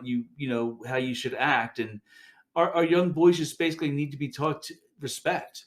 Young men need to be taught to respect. It's not a macho thing to just go do this to women. You really need to understand and respect each other. And you went into so many different societal norms that we accept these days, that have just over generation and hundreds and thousands of years of a male dominated society, what women have had to kind of endure. Mm-hmm. Whether it's a up until not that long husband ago, raping his wife. I was just going to say that up until not that long ago, I don't remember the exact year, but legally they would not, acknowledge that a husband could rape his wife, because they just said, your husband and wife, that's not possible. And then finally, they caught up with reality and realized that no, you can be raped by your husband or your boyfriend or whoever. And or a doctor. Well, I was going to say, that being said, it's usually somebody that whether it's a friend or a husband or a boyfriend or a coworker. It's the majority of the time, it's somebody that you know.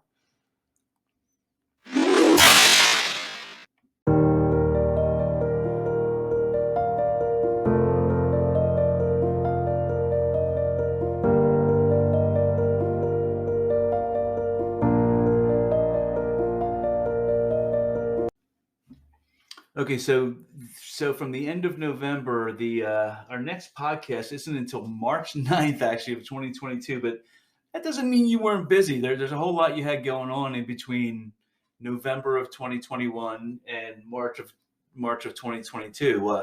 Number one, you were in 2 Christmas showcases, I believe, right?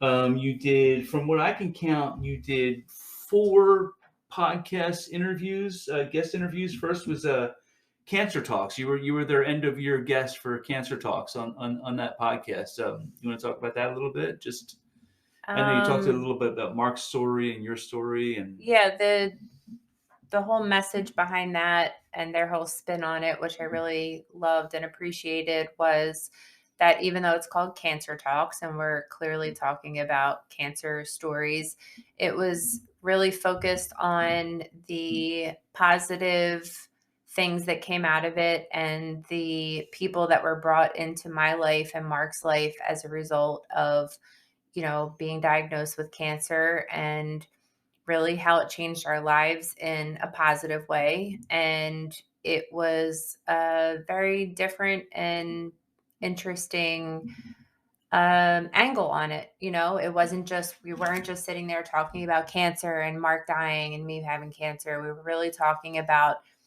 the people brought into my life and how it changed my life in a positive way, the positive things that came out of it. The one thing I took from this episode is when you mentioned how Mark's attitude during his treatments and his challenge, his struggle with cancer, how his positive attitude affected you when you were diagnosed, right? And how you took the way Mark approached his disease and you, his illness, and you, the way you approached yours, and how that affected you in such a positive way.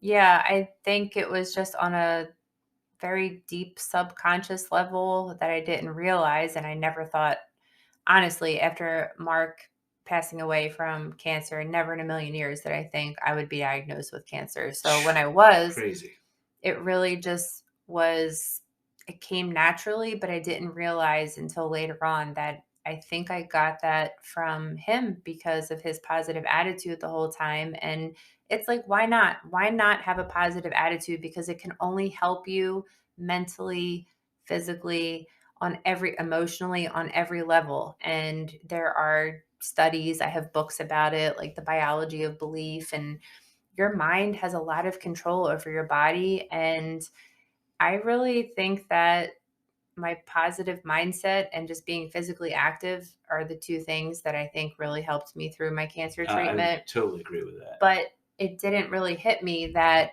I don't think I would have had the idea to do all these different themes for every different cancer treatment and try to make it fun and inspiring for other people if Mark wasn't so positive during his cancer treatment. So that was something that I realized during that interview, which was really cool. And that led you into your second interview. It was in February. It was with Dr. McKell, actually. And I remember you telling me you had that interview set. We were all excited about it. And then you had called me. I think you had texted me the day of, and you gave me some news. Yeah, it was literally the like day of that you were doing the interview. Something that happened. You were scheduled to do the interview that night. And you found out earlier in the day that Bush. Well, it was literally like an hour before. Yeah. Yeah. That. I found out that because I was driving back from Massachusetts, so it's maybe 2 hours. Yeah. What did you find out that day when you're scheduled to do this interview on grief and dealing with grief? So I texted my cousin George and I just said, "How is my grandmom?" Who I called Busha. I said, "How is she doing?" Because she was in the hospital, and he said she passed away. And I was in the parking lot at CVS and I pulled over and I was just crying hysterically. And then I had to pull myself together and drive home. And I texted Dr. McCall and I said, "I just found out that my grandmother passed away, like right now." And she said, "Oh my God, obviously we can reschedule." And after talking to my brother and really thinking about it, I thought, no, because, if we were talking about something completely unrelated, maybe I would want to reschedule, but we're talking about grief and I wanted to do it. And I'm so glad that I did it because she was amazing. And then because it was an Instagram live, I had friends and family popping I up, was there, leaving comments, and I felt very supported and loved in that moment. And I mean, honestly, what better time to talk about grief than while you're going through it? And I was going through it, and I was really glad that I did the interview that night, and it was very healing for me, and it was awesome. Go check out our YouTube channel for that entire interview with Dr. McKell and Valarie. It was really something special. Just knowing what Valarie was dealing with at that time. I'm getting all emotional here now talking about it. But the way you stepped up and like Busha would have been proud of that. Well, that was another thing. I really looking down. I really kind of thought about it and I almost heard her voice. Yes. And she was saying, just do it. You can cry about me later. You can cry about me whenever you want, but you need to do this interview. So after that, you did 2 Instagram lives in a row, and we kind of do one of those one of these days. You keep saying you want to do an Instagram live. So you did a dance talk with Joanne Carey, and it was basically, well, it's everything for you, right? It's the healing aspects of dance and what dance had done for you and what it means in your life. And Joanne has her own interesting story of dealing with grief and, I guess just describe a little bit about how that interview went and she's become a friend. Yeah. She's become everybody I've done interviews with has become a friend. That's the way you are. Yeah. Honestly, everybody has become a friend. Well, first of all, I think that is the most interesting, fascinating part of my story, at least for me, is because I started dancing when I was 2. And it was my entire life until I was in high school and I switched over to kickboxing and then totally didn't do it at all for 21 years. And can't then imagine you not dancing. Well, it happened. I know. And then, Mark and Sarah passed away 16 days apart? Yeah. Yep. And April 25th and May 11th. And I just knew that that's what I needed to do. And I talked to my son and daughter's ballroom teacher, Sandra Fortuna, who is just a genius. Yeah, she's a goddess and she's amazing. And I went to her and I said, "Look, I haven't danced in 21 years and I need to do ballet again." And she started as a ballerina, but she's been doing ballroom and Latin dancing forever. but she's very good at ballet. And I said, I need to dance. I need to take lessons with you. And I really want to do a ballet dance in the Christmas showcase. And I just kept going. I'm like, and it also has to be on point shoes. And I already have a song picked out. And she was like, okay, just go buy the point shoes. And I guess we'll figure it out and see what happens. And then I realized that for anybody that does ballet or dances on point shoes, when you're doing a performance, obviously you could do a performance by yourself, but when you have a partner, you can do lifts and spins and a lot of other things. So I went over to Jack's and I said, by the way, Sarah was Jack's wife. So we were both going through losing a spouse. We found each other through our shared grief. So I went down to his house and I was like, here's the thing. I want to start dancing again and on point shoes, and I want to do a performance in the Christmas showcase, and I need a partner. And he was like, okay. Sure, why so not? We just started taking private lessons with Sandra, and before you know it, we're doing like crazy lifts and spins, and it was honestly, still to this day, I don't understand. Check out the website. The dance is pretty cool, actually. I just don't even understand. I had people. I don't know how we did that. The first time I walked in that room and I saw you go up on point, and I went, what the hell am I doing here? But I just, what the hell am I doing? I don't. Number one, I don't even. The tree stump, you can spin around. I don't even know how I was getting up on point shoes again after 21 years of not dancing. Now she does point runway, folks. But anyway, I had girls that I danced with, growing up that were reaching out to me, and they're like, "Dude, how are you doing that? Like, that's kind of dangerous." I'm like, I have no explanation for what's happening. It's some kind of divine intervention thing happening. She's an alien. Yeah, it's just some alien stuff. So.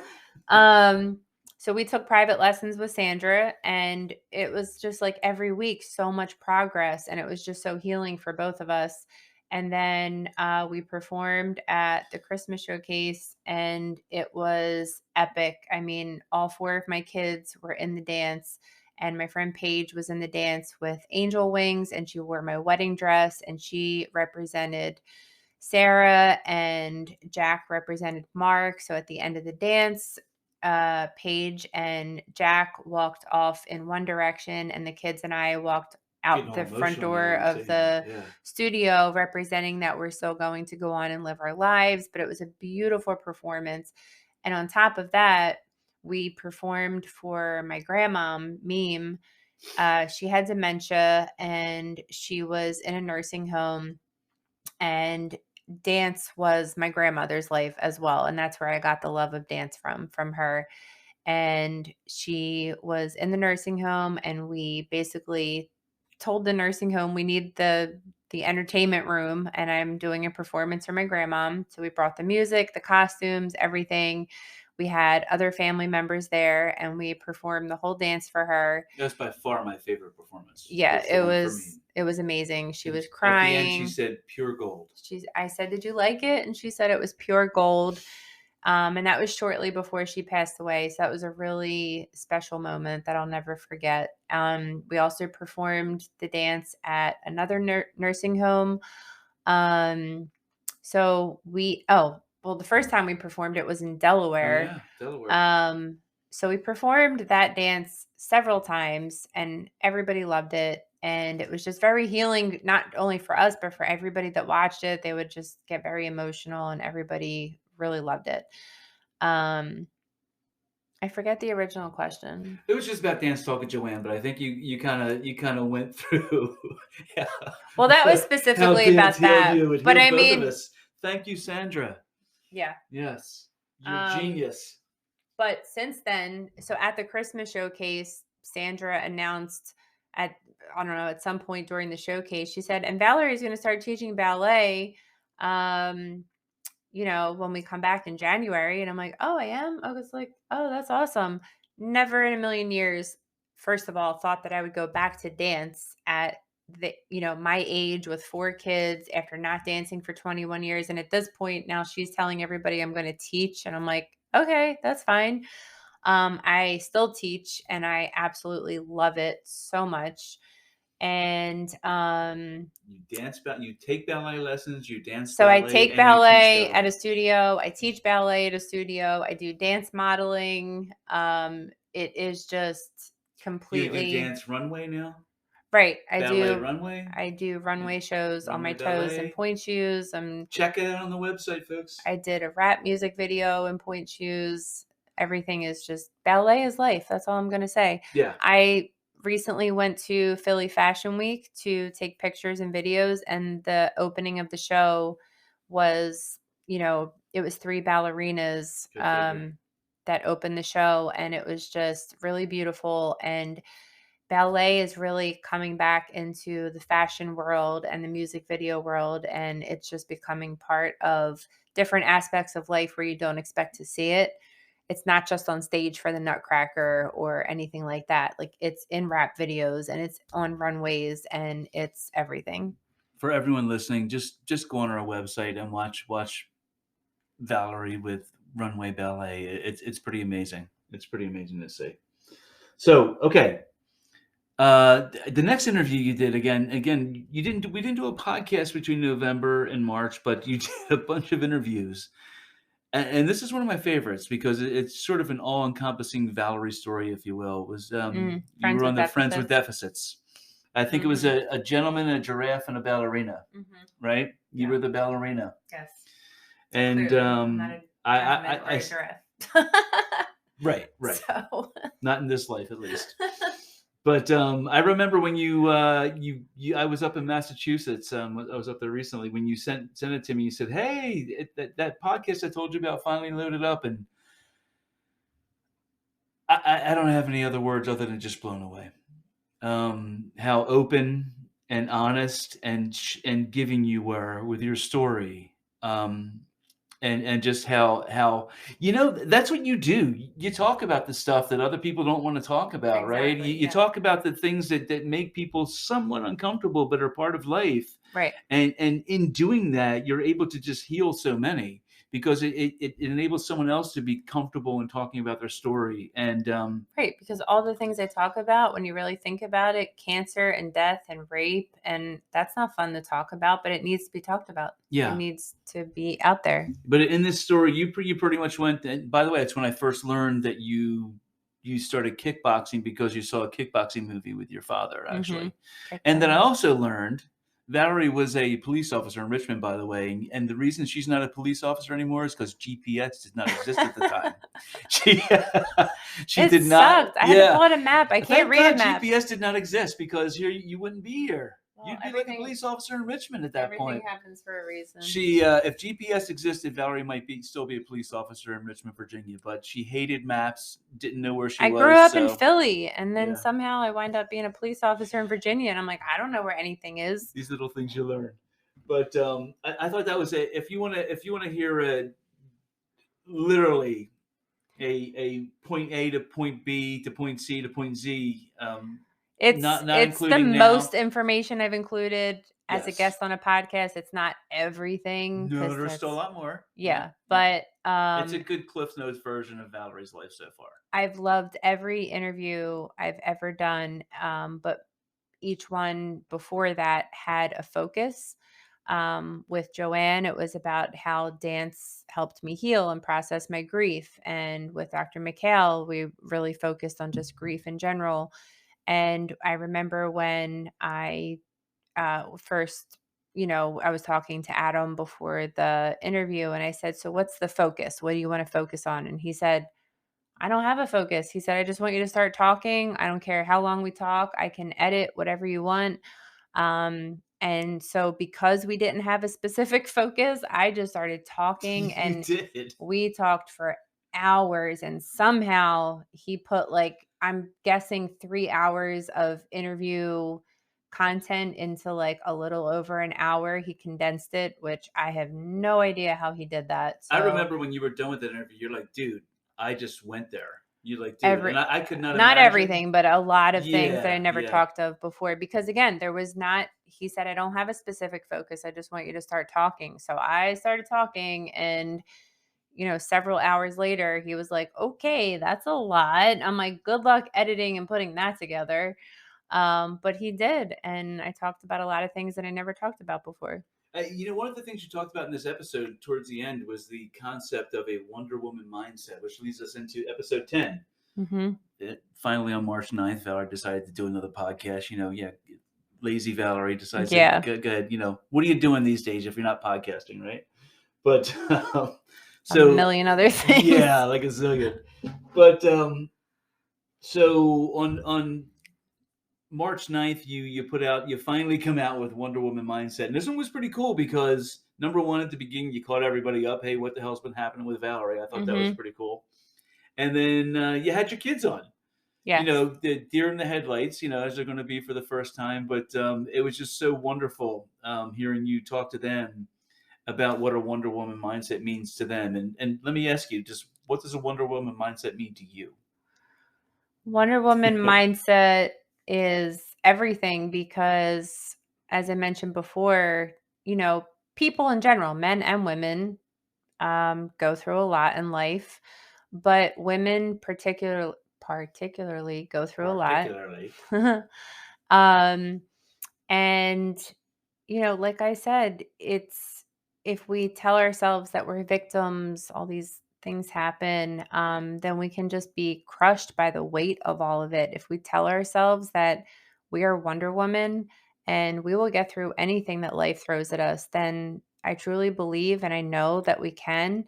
And it's just so magical to me when I first started getting all my Wonder Woman gear, like backpacks and t-shirts and shoes and just literally everything. She has gear, people. A lot. Valarie has Wonder Woman. She's got a Wonder Woman steering wheel cover for her car. Yes. Just and floor mats. And floor mats. Mm-hmm. Okay. And floor mats. Yeah. So I remember going to the cancer center with my Wonder Woman backpack that actually lights up like every time it moves. And so it gets your attention is my point. And one of the nurses, actually, I think she was a doctor at the cancer center. And she said, I love your Wonder Woman backpack. And I looked at her and I said, you're Wonder Woman. And I just, it was the first time I did that. And I just realized her whole demeanor changed. Her face changed. Her face lit up. And it was almost just, I could see in that moment that she realized and acknowledged, like, hell yeah, I am a Wonder Woman. And I don't know what she's been through. And I don't need to know what she's been through. I just know that we've all been through a lot of things. And by just me saying that simple statement to her, I said, you are Wonder Woman. And she started thinking of all the things that she has overcome. And she realized in that moment, like, yeah, I am a Wonder Woman. So that's been a huge thing. I walked around Times Square as Wonder Woman. I did a cosplay show as Wonder Woman. But what I realized the deeper I got into this Wonder Woman world is that Wonder Woman is not just a fictional character. It's a mindset. And, all of the other characters are very cool, but there's something very special about Wonder Woman, and she represents a lot to a lot of people. And when I walked around Times Square and I had little girls coming up to me and hugging me and wanting to take pictures with me, and then even women, I realized that, how much Wonder Woman represents resilience and strength and hope, specifically for women. And it just really means a lot. The thing I realized, and again, lugging all your bags around Times Square when you were there, is that this is not cosplay for you. You Right. truly are a Wonder Woman. You are. Yeah. And when you tell a woman that she is Wonder Woman, you're not saying, hey, yeah, you're some fictional character or something Right. like that. You're Like, you're it telling wouldn't, them my in point, their life that they are a Wonder and Woman. that's what's so special about it. When you really think about the other characters in Times Square, there were like several different I remember people. the banged up Hulk. But there was several people dressed as Spider-Man, and there was a Hulk necklace. and, stuff like that. Like, if you looked at a kid and Hulk. said, like, you are Spider-Man, like, that doesn't really mean anything. You can't spin a web and swing from the buildings. Hey, speak for yourself. When I look at a little girl and tell her she's Wonder Woman, that means something, and it's deep and it's life-changing. Yeah. It's really profound, and it means something much more than any of the other characters. Like, of course, when you did the Cosmoda cosplay fashion show where Valarie was Wonder Woman, go check it out online. It exists. up in New York City, we go to the parking garage and we're waiting for our car, and this girl asking you to take a picture with her mother, and why did the mom want you to take a picture with her? So the woman said, I'm obsessed with Wonder Woman. I became obsessed with her because I am a cancer survivor. And I said, I am Go figure. also a cancer survivor. And we had a very, emotional conversation, and we took a really cool picture together. But that day changed my life because Yeah, mine too. I already knew Wonder Woman was a mindset, and I already knew that that was a message that I wanted to spread out to the world. But that day, it became so much more real on For me too. so many different levels. The way that these women and girls were looking at me, they were not looking at me as another character walking around Times Square like Spider-Man or the Hulk or the Transformer. They looked at me, Or Elmo. yeah, or Elmo or Mickey and Minnie. Yeah. It was very different. Wonder Woman represents a lot of different things on such a deep level, and it's everything. Honestly, I can't it's wait to go back again. yeah, I can't it wait. was life changing.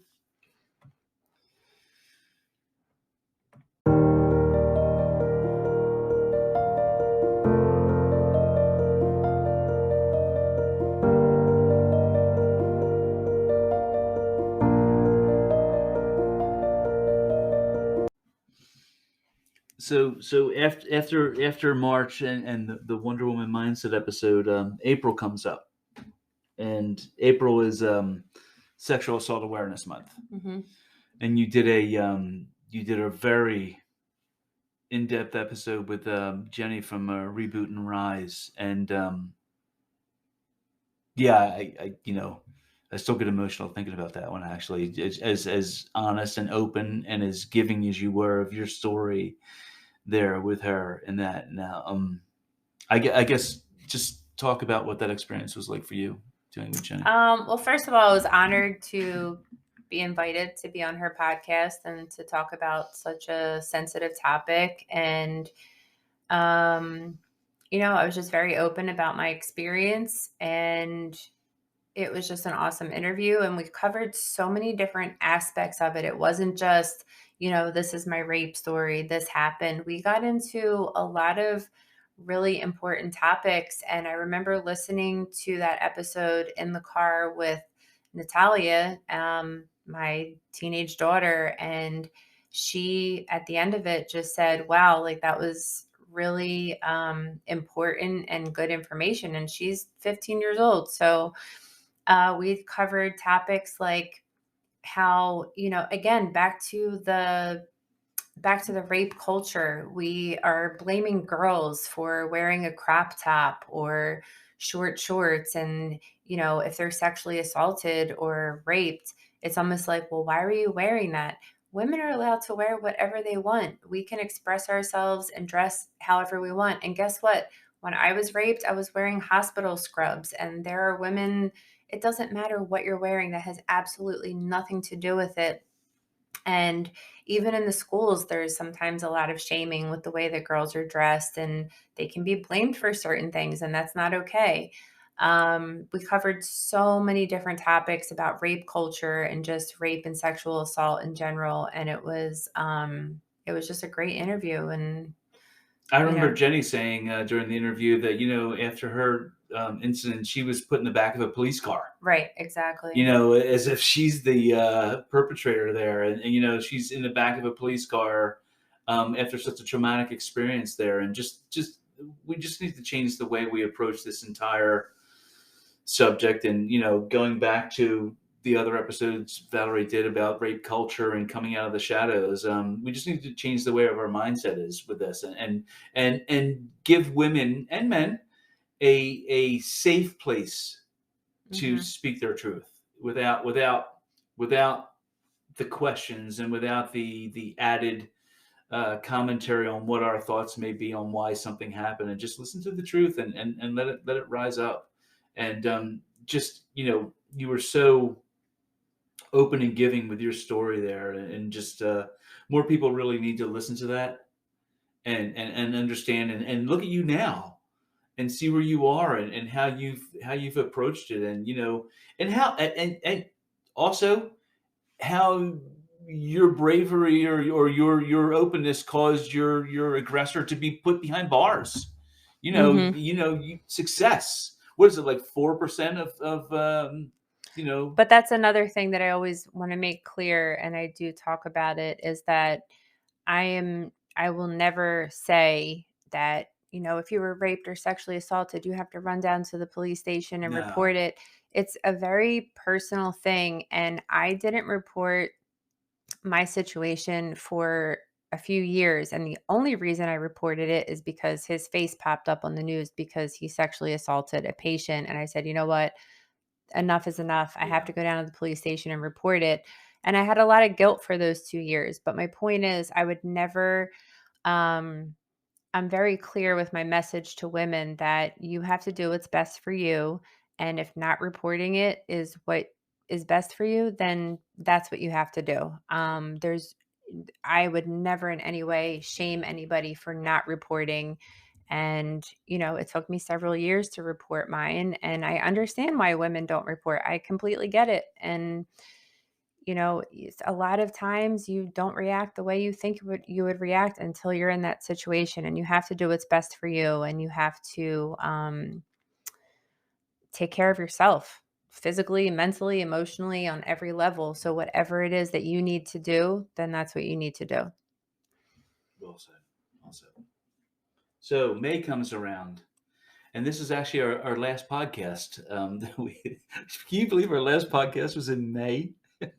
Yeah, because I can It was a busy actually. summer, actually. I guess a very busy summer. But so this is our second podcast interview. This was a 3-person interview, and it might sound a little bit echoey. We're working on that, folks. But you had Liz and Carla from Health Navigators. That's the champagne kicking in. That's the Cristal. Health Navigators come and talk about the book Radical Remission, which meant a lot in your life. And I Yes. know Radical Remission and Radical Hope. And I know that you took their workshop and understand their message. And if you could just really, and by the way, folks, for anyone dealing with any kind of a cancer diagnosis, Not listen even to this cancer, episode. anything. Any kind of a actually Even life. if you don't have any diagnosis of anything, It's it's actually just a mindset. it's really just a Yeah, it's a mindset. lifestyle, and it's just a healthy way to live, really. And I guess explain a little bit the concept behind Radical Remission and how it came about, and what the idea is as far as people overcoming a cancer diagnosis, I guess, in I somewhat of a mean, miraculous way. basically the idea of it is that, up until, a few years ago, the whole idea was, people were getting cancer, and sometimes they could attribute it to a gene mutation or a certain, let's just say acid Lifestyle, reflux, or yeah. smoking caused your lung cancer or whatever. And that does happen, but there were a lot of unexplained things that were happening. A lot of really, people were being diagnosed with cancer who never smoked and never drank and never had acid reflux and didn't have a gene mutation. And it was just like, there's something deeper going on here.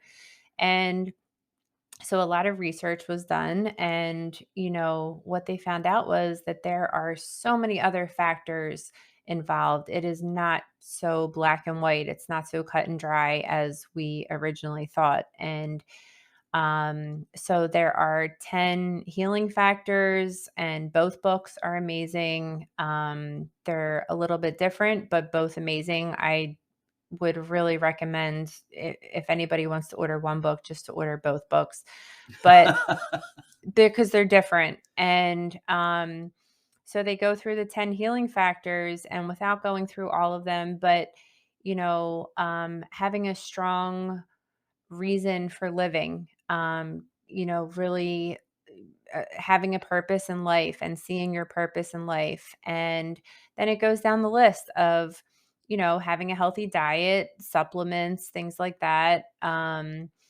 managing your stress. But they're really, that could benefit, the 10 healing factors can benefit anybody at any stage of life. You do not have to have a sickness or a diagnosis of anything it's really could actually prevent a sickness or a cancer diagnosis from happening if you focus on all these different healing factors. And Well, it's actually caused spontaneous remission in a number of cases, right? As far as people healing from cancer without any real true medical reason. or with a combination or right. Yeah.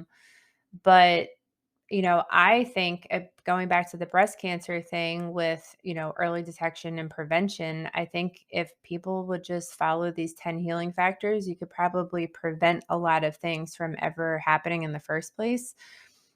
And it's just a really awesome program. And I just recommend everybody to, at a minimum, order the books on Amazon because they're amazing. Radical Remission and Radical Hope. Mm-hmm. Check out the podcast. It's really awesome. So you did another one.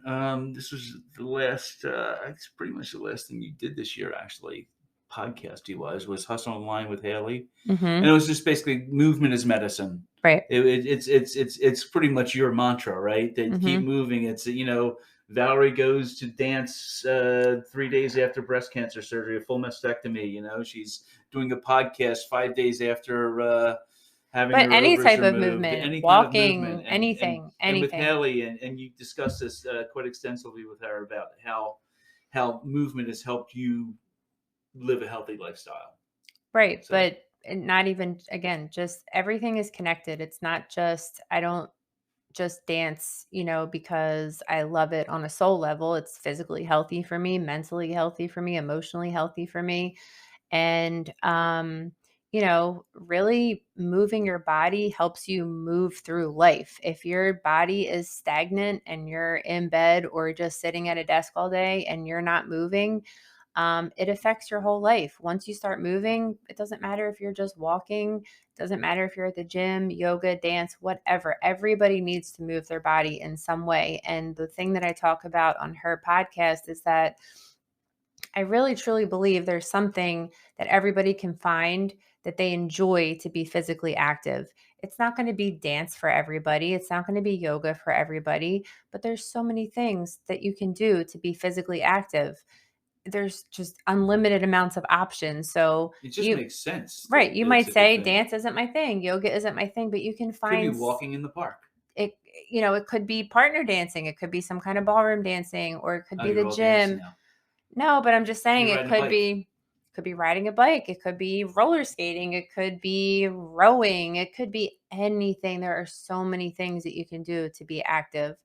And that was really an important part of the podcast. Pickleball, maybe? Anything, tennis, basketball, football, like anything.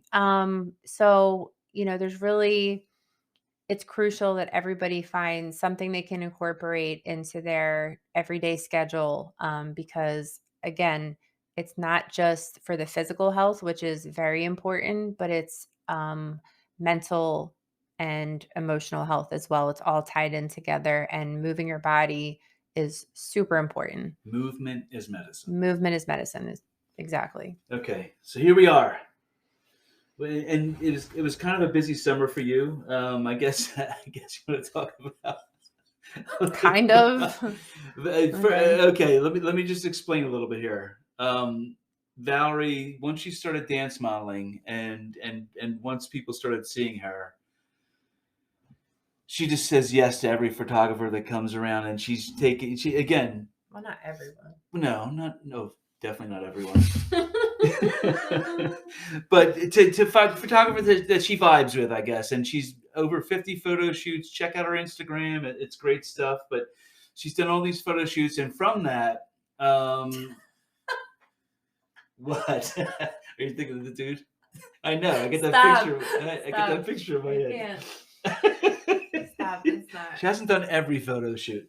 No. But and from that, she's actually started. But I will say, every photographer that I have worked with in the past year, I've had a positive experience. Yes, I agree with that. It's been amazing. But you haven't worked with every photographer who's asked. Right. But yes. I have formed so many friendships and just had really amazing experiences, and I have so many amazing pictures to document my journey. Crazy cool. We're doing a book. A book's coming out, by the way.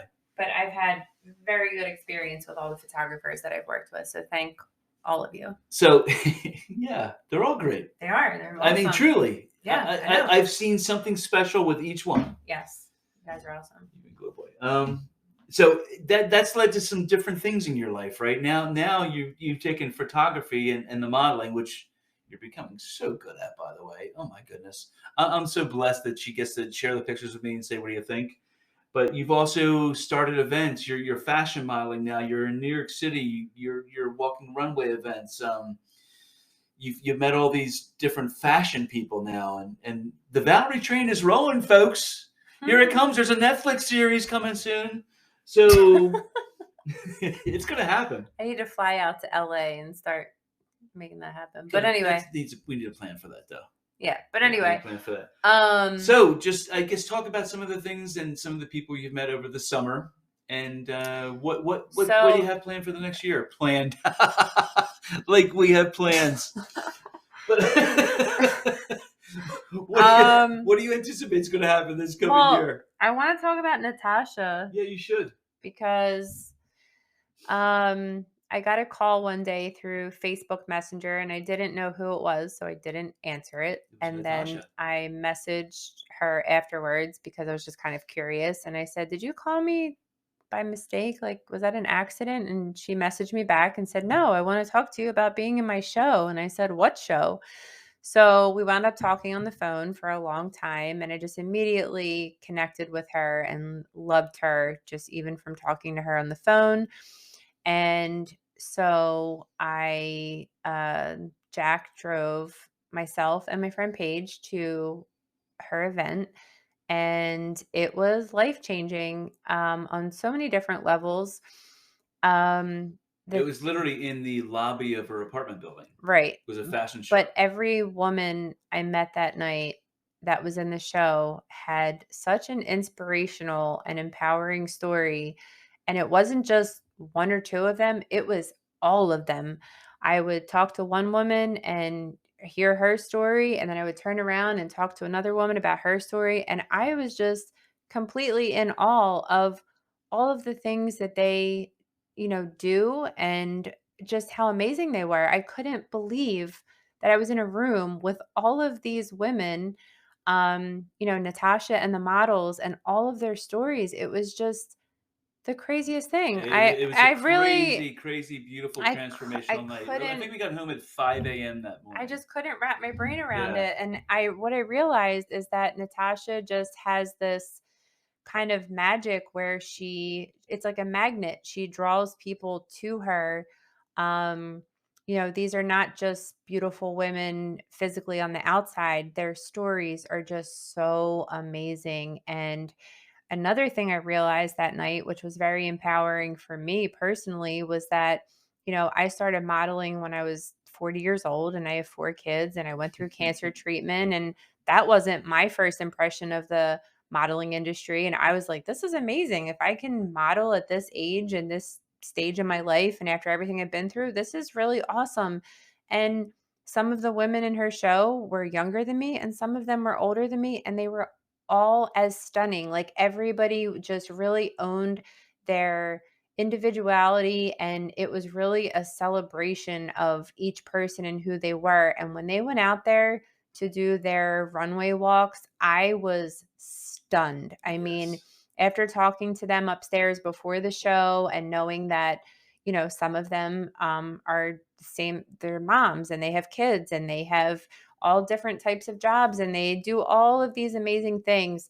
And then when they got out there on that runway, I was just like, I have no other word. Superheroes. They became a superhero. They were superheroes. I mean, it was just amazing. I have no other words. That night changed my life, and connecting with Natasha changed my life. And she's absolutely amazing. And we talk all the time. Natasha, yes. And so the golden diamond door. Yeah. So I have met so many inspirational and amazing people because of her. And she designed my first pair of point shoes, which are just beautiful.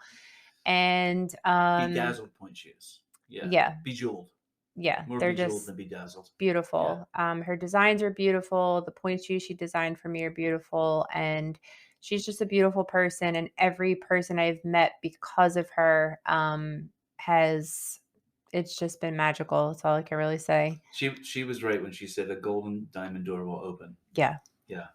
So I worked with her, and then through her I've met just so I can go on and on all night of the people that designers. I met somebody that night. Yeah. And then I was invited to other events in New York, and then I was in New York Fashion Week, and then I did a cosplay event as Wonder Woman, of course, in New York Fashion Week, and the White Violin. Right. So I did several things in New York Fashion Week, which was amazing. I've done another fashion show, Vibe Outside the Box, which was really cool. I got to walk in my point shoes, and I just did an event this past Saturday for a designer for Nice, and she has beautiful robes, and I got to wear a Wonder Woman robe and also got to walk in my point shoes. And so now, I'm planning on working with her in the future, and it's just really evolved into something really beautiful and amazing, and I get to express myself and be creative and you look happy, work with other creative people, and it's amazing. So here we are now 1 year in, right? Mm-hmm. What's coming up? What do you think we're going to do this year? It was quite a year this September to September. October and November are already like crazy booked with everything. You've got like fashion events and events coming up. You're going to Florida in November. Yeah, I just have the next 2 months are crazy, and then you got any more plans for any more podcasts eventually, I guess? Or well, yeah, that's like a huge what thing. The heck? There's too much. I know. Well, that's the thing. I have met so many amazing people. I mean, really in the past year, but specifically in the past couple of months that I really want to interview on my show, and I want to make more time to. Okay. Let's make that a New Year's resolution. Try to get a couple episodes out there. I think this might be a couple. What we're doing now. Even if it's just 2 a month, I just have so many. No. 1 a month is fine. This is episode number 12. No, there's too many people. Yeah, but you're so busy. I don't care. It doesn't take that long. There's too many people. All right, we got to get that remote interview thing figured out then. I have so many people that I need to interview that I have met. I mean, their stories. You're great at interviews. Their stories need to get out there. Yes. And then even when I went to a photo shoot, it was, I don't know what it was called, but it was in Cinnaminson, and I talked to all the younger models there. And that was the pink furry one you went to. Talking about like different life things, and I was like, called? That's got a name for that studio. I was like, I really want all of you guys on my podcast, but like also Natasha. That's when you did the photo shoot for the podcast. Yeah, but there's just the list is endless at this point. How many people I want to get their stories out there on the podcast? So I need to like really start doing that. So that's what we're about, folks. Dancing in the Rain with Valarie. 1 year in. Look at her shine. This is going to be cool. I can't wait to see what happens next. It was actually really interesting because the girls and I were hiking with Paige earlier, and then as we were walking back, it started to rain, and I was like, oh my God, it's the 1 year anniversary. Dancing in the rain. So you were hiking in the rain? Well, no, we were done hiking. So I'm like, everybody just started dancing. So. Okay. Stay tuned. Thank you for listening. And I always love when people want to reach out. If you are interested in sharing your story on my podcast, I would love to hear your story. It doesn't matter what it's about. I am just all about, everybody has a story, and everybody has something they can share with the world. So if you have something that you want to share, reach out to me and let me know, and I would love to hear it.